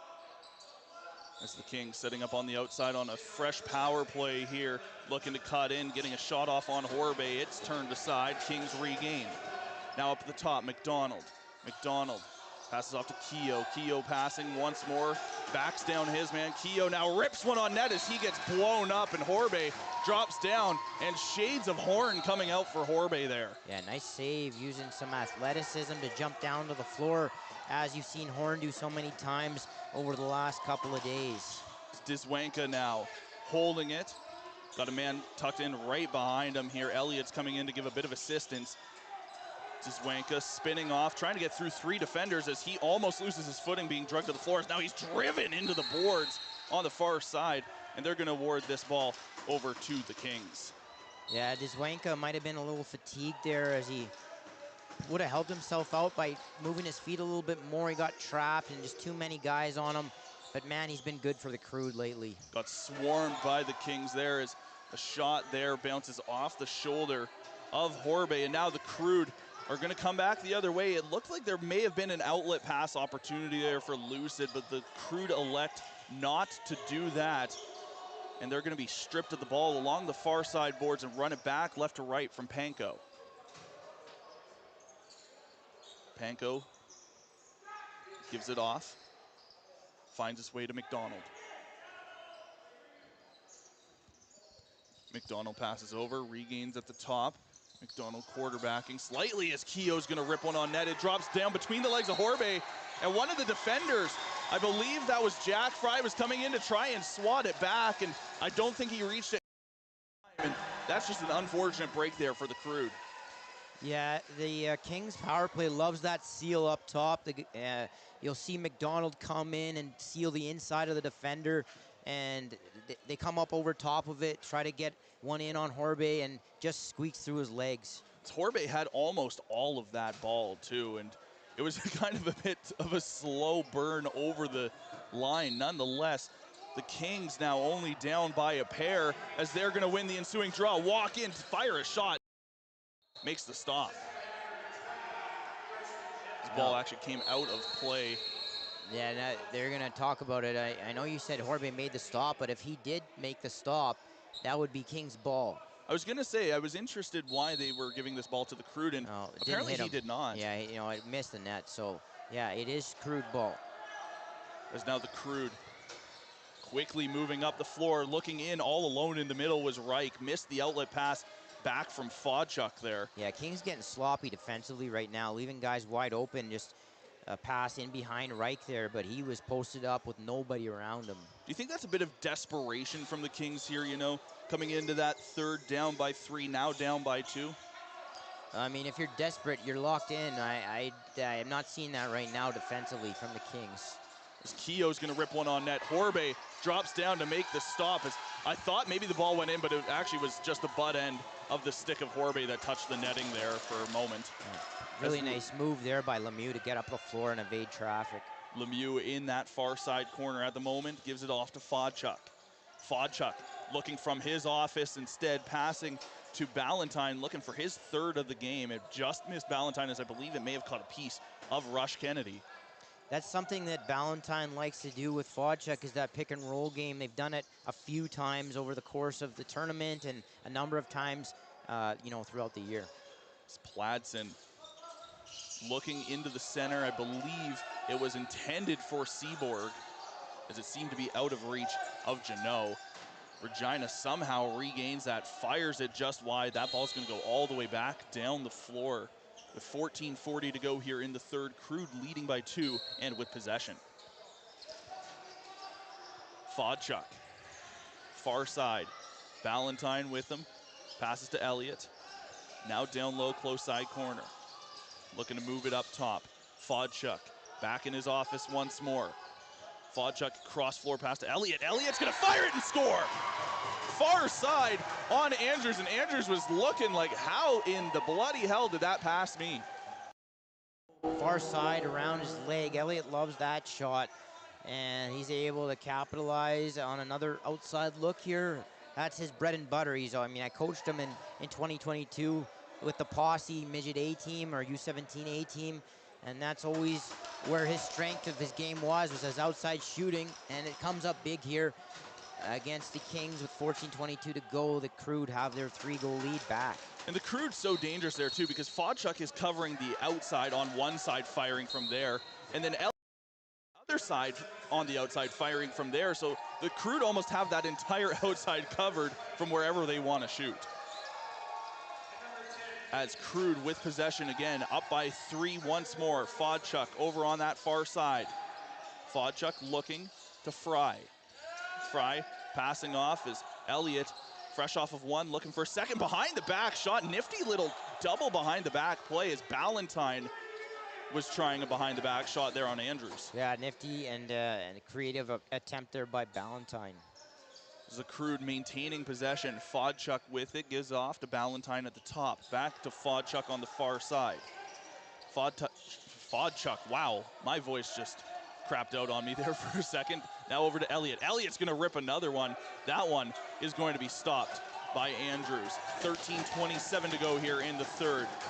Crude working phenomenally on the offense right now, keeping the pressure on as Fodchuk rips another one. Ball is gonna roll out, kept in by Fry. Fry fires one. Andrews makes the stop as that one pops out directly up and into his own stick. Yeah, McDonald a little quiet in this one. Those are the types of guys who are going to need to step up right now for the Kings. There's an opportunity there for the Kings. Jaron Keogh almost put it far side on Horbay. He's able to stop that one up. Regina regains their own rebound here. That's a few really nice saves now for Horbay in this third period. Seaborg throwing it back for Keogh. Over onto the other side of the floor and rips one on net is Pladsen, stopped up by Horbay. Horbay making himself super big in this net. Keogh throws another one on net, and that one ends up beating Horbay 5-hole. It's 10-8. Lead cut back down to 2. Keenan, I'm not sure. That might have skipped up on his inside, his short side hand, and kind of hit the glove and bounced in behind him. I was gonna say, Horbay seems to have a strong, like, 5-hole cover, so I was a bit surprised. Yeah, I'm not sure that went 5-hole. I'm not 100% sure on that, but I do believe that it kind of went short side, hit his glove, and popped into the net. I think maybe another step out would have really taken that angle away from the shooter. There's Regina, far side boards. 12:14 to play. Crude leading by 2. As Regina fires one, bouncing just wide of the net. Crude trying to force the over and back, almost had it there. Regina doing a nice job of keeping it onside. As now gets hooked and throws it on net is Pladsen, but not in time for the 30-second shot clock. Crude moving it back right to left in this third and final. Off to Ballantyne. Bounces it over to Lewis. Now to Elliott. Elliott looking down low, is streaking in on the far side there. I believe that's Fry. No, that's Ballantyne, my apologies. Ballantyne, like you said earlier, he loves to cut in there like that.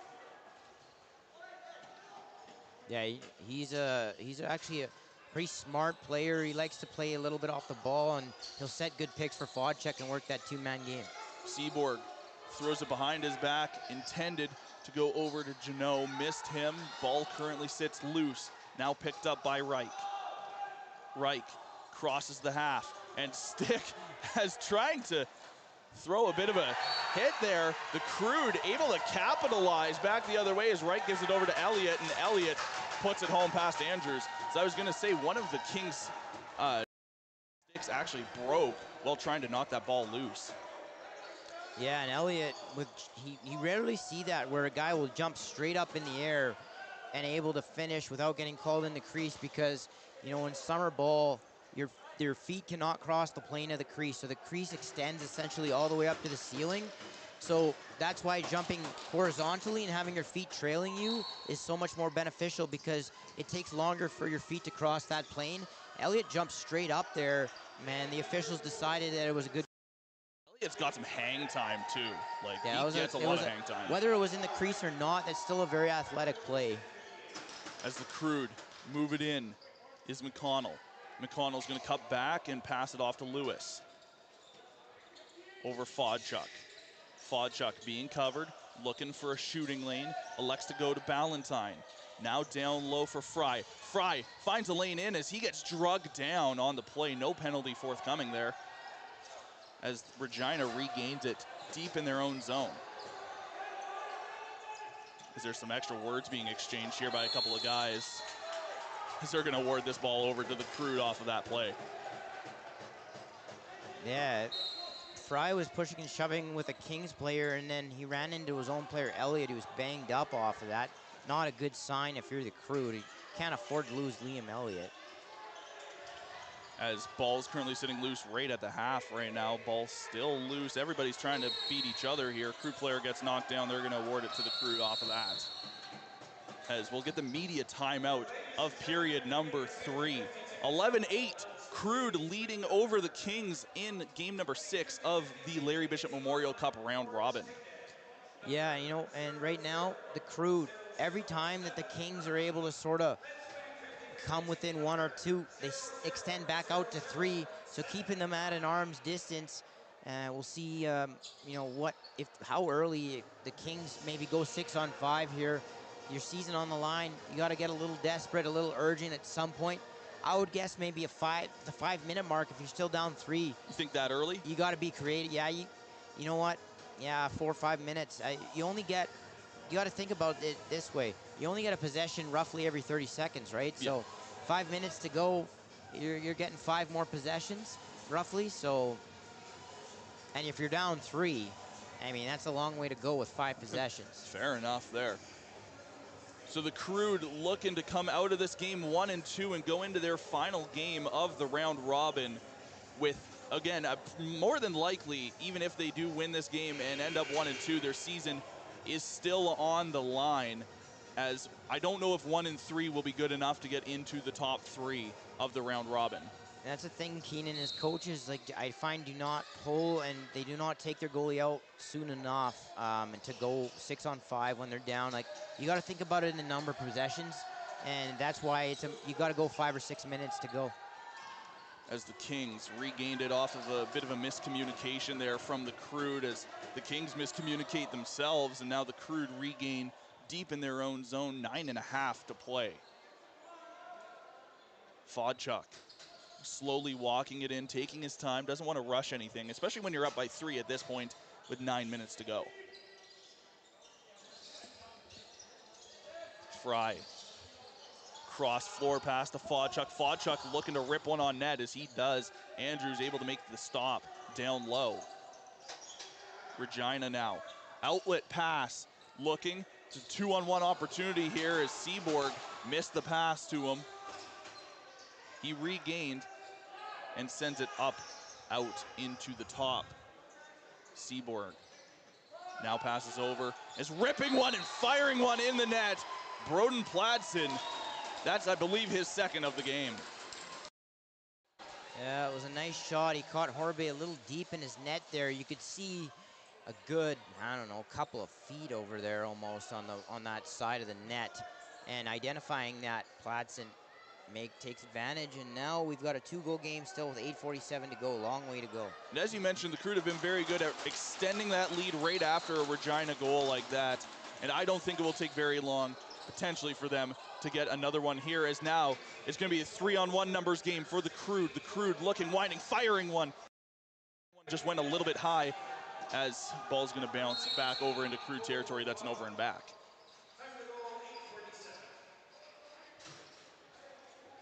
So 8.5 to go. Regina back on the offensive. It's Pladsen with it, looking down low, looking onto the close side for Keogh, who was in all alone. Keogh throws one on net. I believe that actually hit a defender as shot clock does not reset. Kings with another one. That ends up right in the stick of Horbe. As now a miscommunication there as the Kings are able to capitalize there, as bobbling that ball momentarily was Nikipolo, and that struck the Crude. Yeah, that's a tough one. If you're the Crude, you still got the lead though, and now we approach the 8-minute mark. They need that response now, like they've gotten so often throughout this game. If they can extend back out one more time, there might not be enough time for the Kings to get over that final hurdle. So 11-10 where we sit right now, 8:05 left in the third, 68-33 shots in favor of Regina. But where it matters, the Crude lead. Crude, they're gonna gain possession now, looking for that answer. Fodchuk with it, waiting for the reinforcements to come out on the floor. Fodchuk still holding. 14 seconds on the shot clock. Cross to Elliott. Elliott with it. Looking for somebody in the front, is streaking in with Ballantyne, and Ballantyne again just trying to get another one on the short side of Andrews. Nice move there by the big man. It's Regina now, far side, setting back up on offense. Jackson South with the dirty toe drag to get out of heavy traffic there. Seaborg looking to fire one on net. He's got a defender right on him of Lemieux. He's going to pass off to Keogh. Keogh looking again. That's going to get a piece of Diswanka en route to the net. And with 3 seconds left on the shot clock, they're going to say it stepped in the crease, award back to the Crude. Reich to Fodchuk. Fodchuk fakes out his man, finds a lane, looking to put one home, and Andrews somehow has the answer to that one. That was almost a high jump around his defender by Fodchuk. He kind of skipped up and then went underneath him, and good save there by Andrews at a time that the Kings desperately needed it. Platts into Keogh, now pass off, finds its way back over on the far side for Lecco, as Lecco's gonna cut in and put it home, and this game all of a sudden is tied at 11s.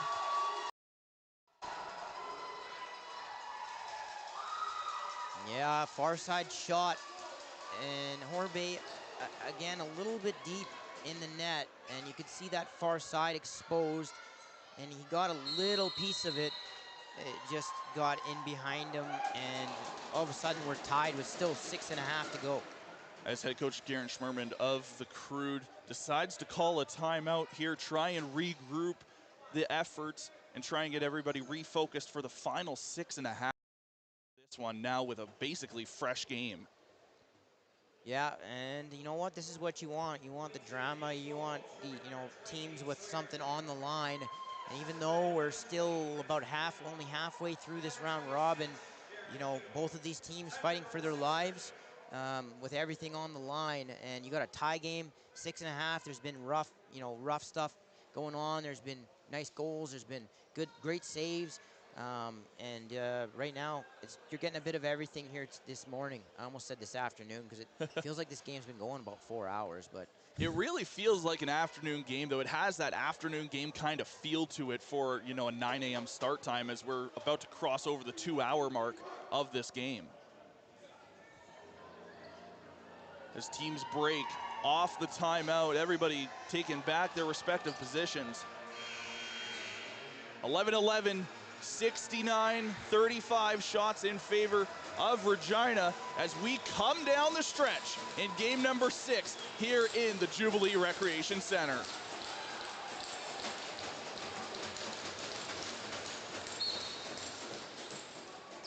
As Regina remaining dominant as ever in the face-off dot, they're going to get possession here and looking to try and regain the lead for the first time in about 30 minutes of this game.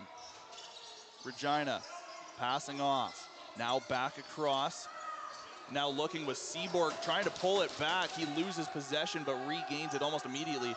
Keogh now, Keogh just trying to throw one on net as he does around the defender of Reich. Went wide, second chance opportunity kept out by Horbay. As Seaborg was trying to swipe it out from underneath Horbay. McConnell crossing the half, passing off to Fodchuk, 5:45 to go. Fodchuk off to Elliott. Elliott trying to back down his man, loses the ball, and now Regina may have a chance in transition here. Regina trying to move it up. It's actually going to be slowed down now by Kennedy. Kennedy fakes it out, passes it up top. Now far side. Fried rolled wide open there. If Elliott had been able to get it to him, he was naked. It's the Kings looking to fire one on net, maybe. Nice defensive effort there by Nikipolo. Now a fired shot there by Panko. Hits somebody en route to the net. Now the Crude move it back the other way. As Ballantyne brings it across and loses it as he gets shoved down to the floor. Clean hit, they're saying. Panko to McDonald. McDonald checking the clock. They got about 5 minutes to work with here. Kings fire one. That's going to hit Nikipolo. Dzwanka trying to get in there. It's going to be swiped out of midair by Panko. Seaborg now with it. Seaborg trying to go in front. And that ball hit somebody in front and almost bounced right towards Horbe and the net. As now a pass for Tyson Smith misses his stick and picked up by the Kings.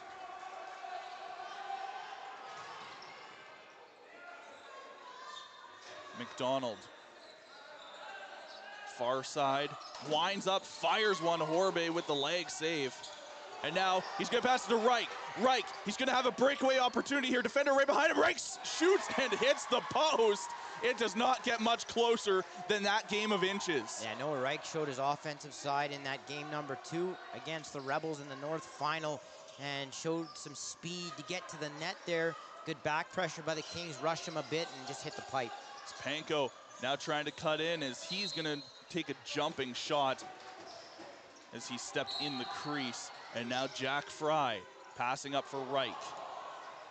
Reich looked dead tired there. It was a bit of a tough pass, but there's no way he was going to be able to go after that once it, hit his stick and went down the floor.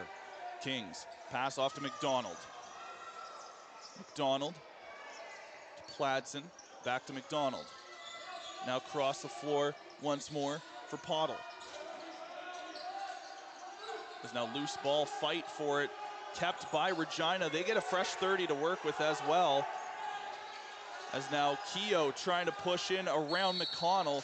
Ball was knocked loose. They're going to say 30-second shot clock violation. Yeah, I think they reset it by accident. Yeah, faulty reset. The rest were counting it down. As the Crude bounce it up the far boards. Janner's shaking his head right now. We don't know. I don't know what happened with that shot clock reset. As Fodchuk comes down here, Keenan. Fodchuk in the far side corner. Up to Fry. Fry's now going to go to Elliott on the close side. 2:49 to play. Elliott now up top is Ballantyne. Ballantyne's going to rip one along the floor. That's going to be turned aside. Kept by Fodchuk. Starting to have an next goal win feels. Keenan here, 2.5 to go, 11-11. Elliott, I think he was looking for Fry, who got tied up. Fodchuk was trying to pick up that rebound, and one of the Kings was able to meet it of Sawyer Lecco. 2:20 to go now. Lecco slows it down, receiving some instruction from his bench. As Pladsen sends it to Seaborg. Cross floor, McDonald with the shot, stopped by Horbe, picked up by Jack Fry. 2 minutes to go, another 120 seconds here for somebody to score. Otherwise, we're heading to overtime for the first time in the 2025 Larry Bishop Memorial Cup. As Fry up to Elliott. Elliott looking to get around his defender. He does. Elliott's looking, jumping, and a save by Andrews keeps this game tied at 11s. And this time they were going to call him in the crease if that had gone in. As now Lemieux trying to knock it out of the stick of Kennedy. As he does, he's going to be just rubbed out along the boards there, just trying to keep possession in favor of the Crude. Minute 22 to go. Referees are going to call it in favor of the Kings. Yeah, I think it's hard to see from this angle when the players' backs are turned and they're on the other side of the floor, but I'd imagine they called the Crude for trapping the ball there against the boards. As the Kings now in the center, looking, shooting down low. Horbe's able to make the stop. And the Kings regain immediately, take a shot that goes just wide. Keogh regains. 60 seconds to go here in game number 6. Shot That's going to hit a body en route to the net, and it's going to be grabbed by Balachuk, he's got to move it up the floor and move it quickly. 46 to go. He just barely beats the 8 seconds. Balachuk to Fodchuk. 37. Fodchuk. He's got Lewis with him. Fodchuk looking across the floor for Elliott. That's going to bounce just out, and a timeout is going to be immediately called by the Kings here. 26.3 to go. They're going to have that possession.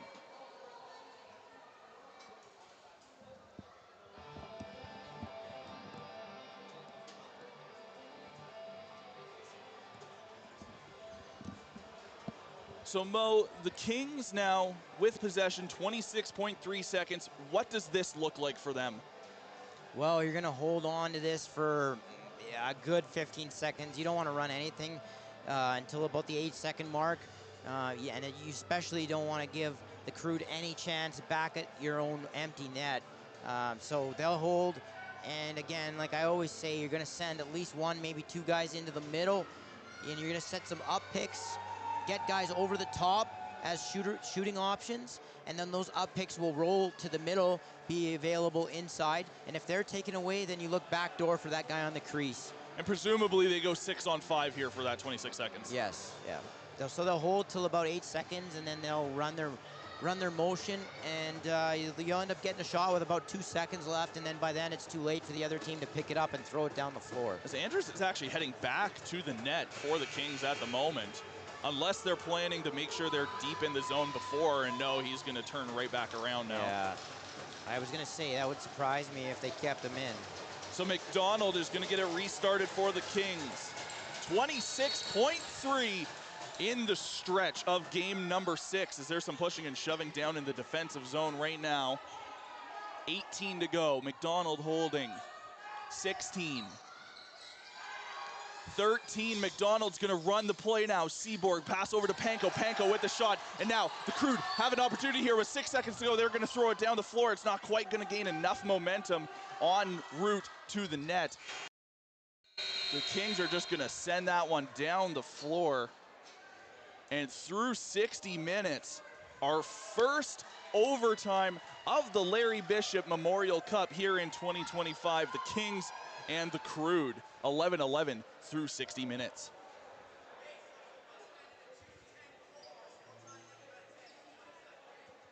So so they're gonna go with the regular rules. So you're gonna have a 10-minute full period, non-sudden death. If it's still tied, then they'll play a 20-minute sudden death period after that. So you'll see, you could see a number of goals in the first overtime. For anybody at home wondering, so do not leave your screen once the first goal, if the first goal is scored. And then after that, if it's still tied after those 10 minutes, then it will be sudden death. So at about 90 seconds here, we will start this overtime period here between the Kings and the Crude. Again, both teams with their season on the line. And I think for the sake of both of these teams, they're ecstatic that this is not a draw, because a draw would basically kill both of them. So correct me if I'm wrong. If they're still tied after the 20-minute sudden death, if they're still tied after the 10-minute non-sudden death, do they then count that as a draw? I believe they'll play another 20. But I just think because it's 20 minutes sudden death, it's very rare to not have it, so they don't even really I'm assuming it would that. be rare, Yeah. but I think they just don't bother to announce that because they assume there'll be 1 goal in 20 minutes, but it's possible. You've seen scoreless periods before, so. There's some weird anomalies that can happen in lacrosse, and the scoreless period I don't think is out of the realm of possibilities. No, it happens. Like, you'll go look at a WLA box score or a senior B box score. It happens more than you think. Nonetheless, in a game like this where there's been 11 goals apiece through 60 minutes, I highly doubt that we would end up with a scoreless sudden death OT if we reach that. Yeah, junior B, it's a lot more rare because you don't have the type of goaltending you do at some of those other levels, but it is possible. And through that 60 minutes, shots on goal favoring the Kings, 76 to 38. I believe that is actually exactly double there of the Crude. So 10 minutes, non-sudden death overtime about to come your way here. Game number 6 of the Larry Bishop Memorial Cup. You're getting an added, in a way, you're getting a bonus playoff game here because, again, these two teams, like, winner has a shot to advance, loser is pretty much done. So it's going to be Fry and Jeannot in the dot to take the opening draw of the overtime. And again, Jeannot with another win for the Kings in the face-off circle. Lecco slowing it down over on the far side. Passing up to the top, Pladsen regains over on far. Now back to Pladsen, to Keogh. Keogh now in all alone with Seaborg as he puts it over the shoulder of Horbay. It's 12-11. Roll there, and I don't know if it went over his shoulder. It might have went by his arm there on that short side, but a very aggressive pick there. Created space, opened up that short side, and good offensive execution by the Kings. So the Fry and Jeannot heading back to the circle. Kings now with their first lead in, I believe, about 2 periods of play here in game number 6 as they win another face-off. As Jeannot actually stole that. Defenders behind him of Blundell. Now Kings far side. Looking to go up by a couple. Put the Crude on their heels. The shot goes just wide. And Keogh just barely keeping it in. A nice effort there to reach and keep it in. And it's going to be scooped up immediately by Nikipolo for the Crude. And now the Crude can go on their first offensive of the overtime. Fodchuk looking to rip one on net. He's going to cut back out as he gives it off to Elliott. Elliott back over to Fodchuk. Fodchuk looking to wind up. He's going to fire one over a couple of players there, stopped by Andrews. Yeah, Kings having some trouble with loose balls right now. That's a few times in this overtime where they looked like they had positioning and a chance to get it and haven't come away with it. It almost looked like the Crude were about to lose possession there on the close side corner. They were able to knock it out and maintain it as Ballantyne passes behind the net. Crude running it up top. 8:14 to go here in overtime.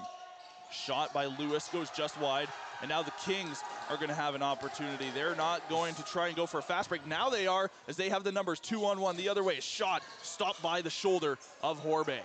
There's some bit better defense there, I thought, or offense there from the Crude as Lewis went in behind the net and changed the vision of the defense, having to turn around and then came back up high. Even though the shot didn't work out, it was a better look for the Crude. As Elliott gives it over to Fodchuk. As Fodchuk now holding again, looking to quarterback and find his man. He gives it to Lewis. Lewis is going to fire one from really far out as that's going to hit the foot of Andrews and go into the netting. Crude possession.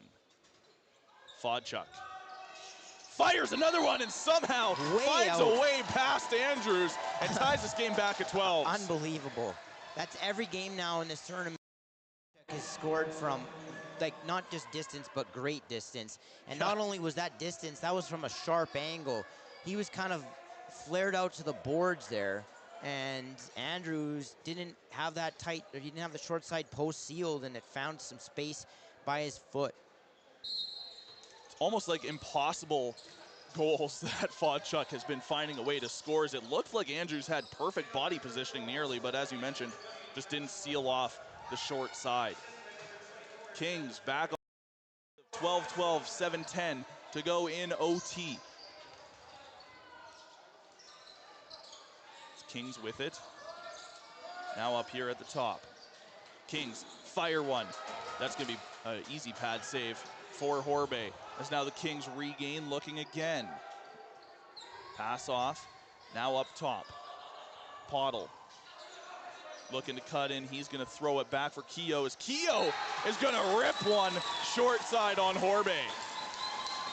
A nice pick and pop there, and a bullet. He goes low to high on a riser.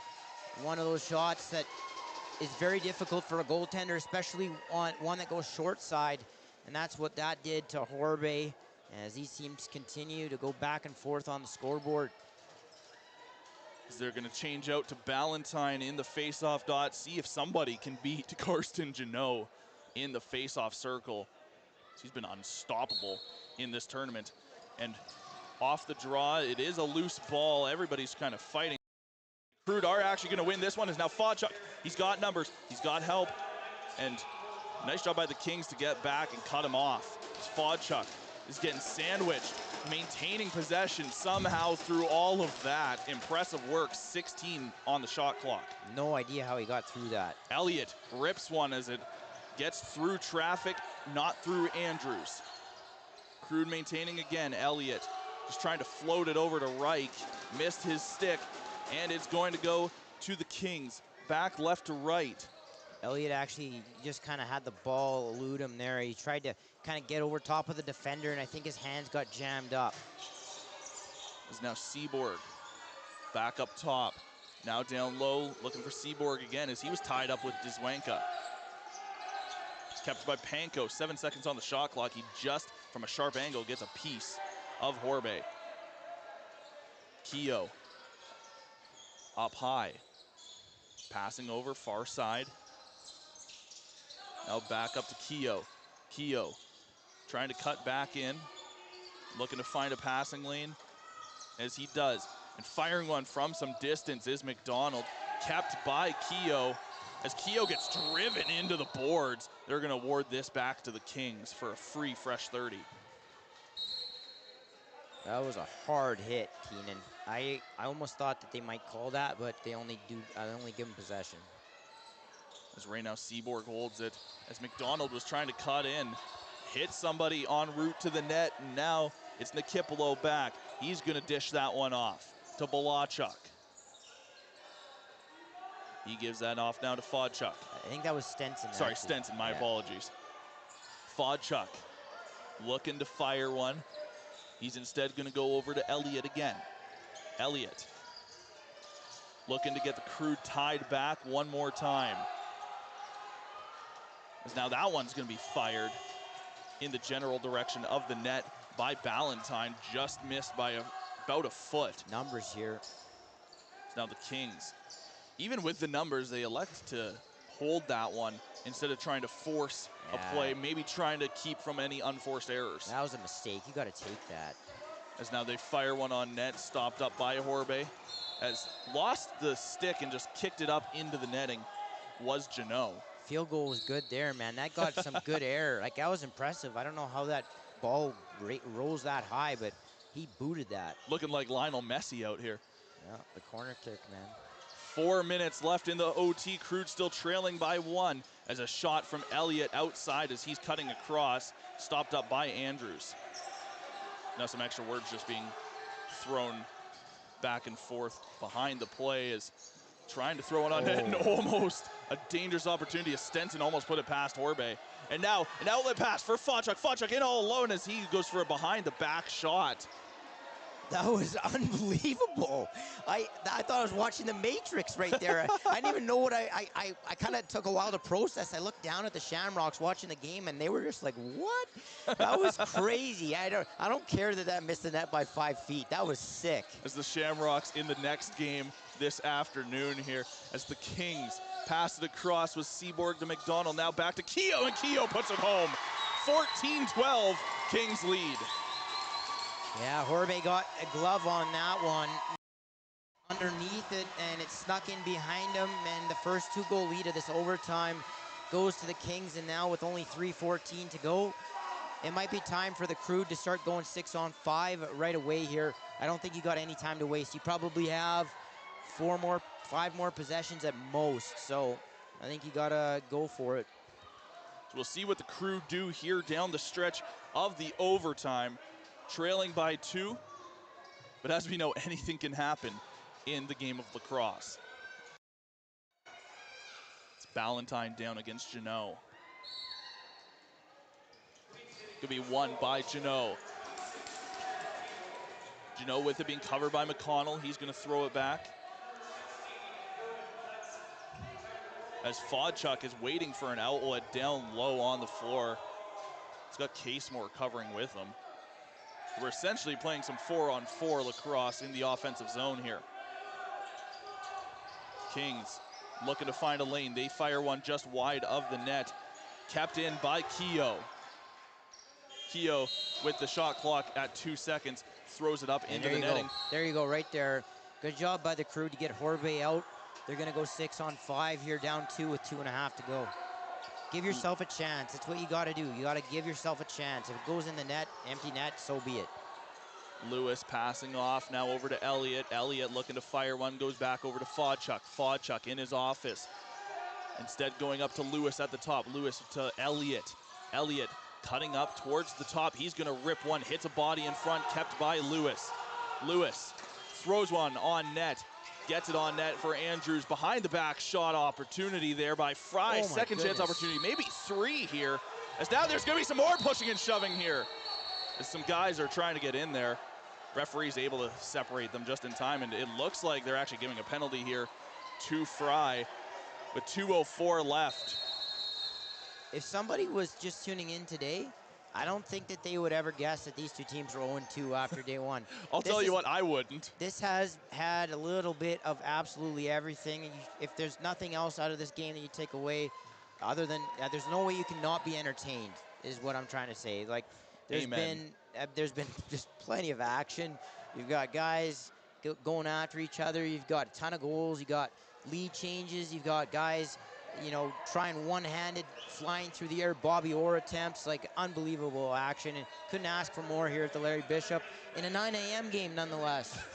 That's what surprised me, a 9 a.m. game that has now gone 2 hours and 20 minutes. Talk about a lot of lacrosse, man. I mean, you're starting a game at 9 a.m. You typically think like a normal lacrosse game at 11. This level goes 2 hours, yeah. right? So over by 11. So, I mean, these teams both have one more game. How does this game take a toll on the body like that? Well, especially if you come out on the losing end, that's really tough. You know, you're in a spot where you're playing your last game of the season. There's not a whole lot left on the line, and so it's tough mentally. But if you win this game, suddenly you've got that second life, and anything's possible. As the Kings, McDonald gets it restarted on the power play, which will basically extend through the rest of this overtime. About 4 seconds will be left in the OT when we're back 5-on-5, barring a Kings goal here on the power play. McDonald rips one from out far as that gets a piece of Blachuk, and I could actually hear that hit the skin. Wouldn't be surprised if that leaves a welt. McDonald throws another one towards the net, and hovering right in front of the net there, looking for a second chance, was Pottle. Almost hit him, actually. There's going to be a timeout call here by, I believe that's the Crude. Yeah, so they're going to go undoubtedly back to the 6-on-5 look with 1:33 to go here. Technically 5-on-5 since they have a penalty right now. Oh yeah, I didn't even freaking remember that. So yeah, I do see Fry in the box now. He was kind of bent over. So yeah, you're going to see them go 5-on-5 with the goaltender out. Obviously a tougher situation. I mean, really, there's nothing you really draw up in that scenario. Run your offense and try to get a good look. It looks, just looking at the benches here, it looks like the Crude essentially are just trying to give their guys a bit of a rest here, as head coach Garen Schmerman down there just verbally telling the guys, no clipboard out for him. No, like I said, 5-on-5, nothing special. You're going to run your offensive set and try to get a look from the inside of the floor. So coming down into the dying minutes here of the overtime period, about 1:33 to go. As everybody finds their places on the floor, Ballantyne is going to be the one to get this restarted for the Crude.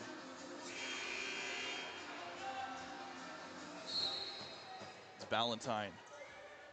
1:30 to go. Passes to Fodchuk, far side corner. Fodchuk looking, ripping one just over the net. Elliott picks up the rebound. Elliott back to Fodchuk at the top as Fodchuk fires and scores. Short-handed goal, 14-13. Yeah, absolute rip on the top. As Fodchuk, plenty of time and space there to really step into it. There's been times where he's had to kind of shoot off balance off of his back foot. That time, plenty of room for him to gather, release, rip the pill up top on Andrews. As that's exactly what the Crude needed, and they need one more of those to send this game to sudden death overtime, as they're going to send Tyson Dzwanka into the dot against Karsten Jeannot. I will say the Kings got very conservative a couple of possessions, and you know, now only up one. It might burn them. As the Kings gain it off of the draw, minute 7 to go. Kings just want to kill as much time as they can here, as taking some whacks is Rush Kennedy. And look, you're on the power play here. You gotta push here. You gotta get a chance on net, especially with the way you've been scoring lately. You started to really get an uptick on your shooting percentage. You gotta keep going here. Kehoe runs it behind the net, covered by Dzwanka. 2 seconds left on the shot clock. They're gonna force the Crude for only about one possession, maybe two if they're lucky here. As now Horbe is gonna come to the bench, and the Crude are gonna go back 5-on-5 one more time. Fodchuk out there. He's got Ballantyne, Elliott, Lewis, and Reich. Fodchuk running it up top, loses his footing momentarily, passes it over to Elliott. Elliott, 18 seconds to go. Elliott takes a slash up high. Fodchuk now rips one, almost beats Andrews. Andrews gets enough of it. 11 seconds to go. Elliott with it now. Elliott trying to find his way around. He's gonna lob it over to Fodchuk, who rips one. And Reich was standing right there, 2 seconds left, and the Crude aren't able to regain. That is it. Game number 6 goes the way of the Kings in overtime by a final score of 14-13. Yeah, you know, at the beginning of that possession, the Kings looked like they were just gonna go, we're denying Fodchuk the shot. Anybody else, you know, we're fine with taking that shot. We gotta deny Fodchuk the outside look, which was smart. They chased him all the way out to center, but then they kind of got lost, and he had a little bit of space over there on that left side. He did get one final opportunity.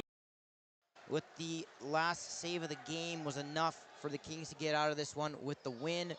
The Crude, on the other hand, yesterday was a tough day, but they came out, I just thought, much better approach mentally. Not really how they played the game so much, but they looked like they were more invested, more engaged in the game, and it showed on the scoreboard. Be sure to stay tuned here, as the Cyclone Environmental Services Jackson Porter Player of the Game Awards will be awarded here momentarily. In game number 6 of the round robin here, the Regina Queen City Kings finally getting in the win column, as they are now 1-2, Crude 0-3 in the tournament. So of note is, you know, the Kings have one game left. I believe that's against the Shamrocks. So if the Shamrocks are able to beat the Mavericks and go to 3-0, they would be in a prime position to get that bye. And I don't know if either of the Rebels or Mavericks could get them in a tiebreaker if they were to win out after that, if the Shamrocks were to beat the Mavericks, you know, coming up. So it could be a scenario where the Shamrocks might be in a position to rest guys, knowing they already have that #1 seed locked up in the bye, and maybe the Kings could take advantage of that, playing and you're never going to be able to sit everybody. You can only sit 5 guys, but you know what I'm saying. Yeah. It's might be a little bit of a weaker Shamrock lineup, but that's a lot of ifs. They got to win the game against the Mavericks, and then the standings have to go a certain way. But it is possible that the Kings could be set up, you know, to play a little bit of a weaker Shamrocks lineup later on today. Well, that's going to do it for us as we head downstairs for the Jackson Porter Player of the Games. Cyclone Environmental Services. For the St. Albert Crude, number 20, Joshua Fodchuk.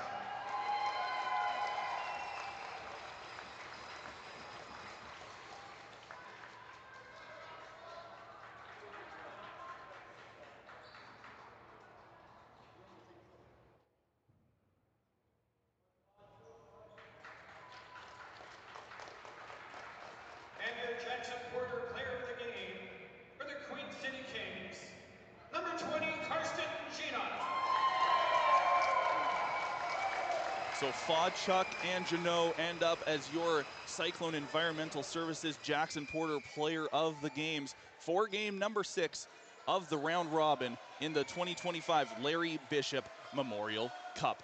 Well, for my color commentator, Mohammed, my name is Keenan. So long from game number 6. Be sure to stay tuned. Game number 7 coming your way shortly, as that will be coming up here on CROW LAX TV.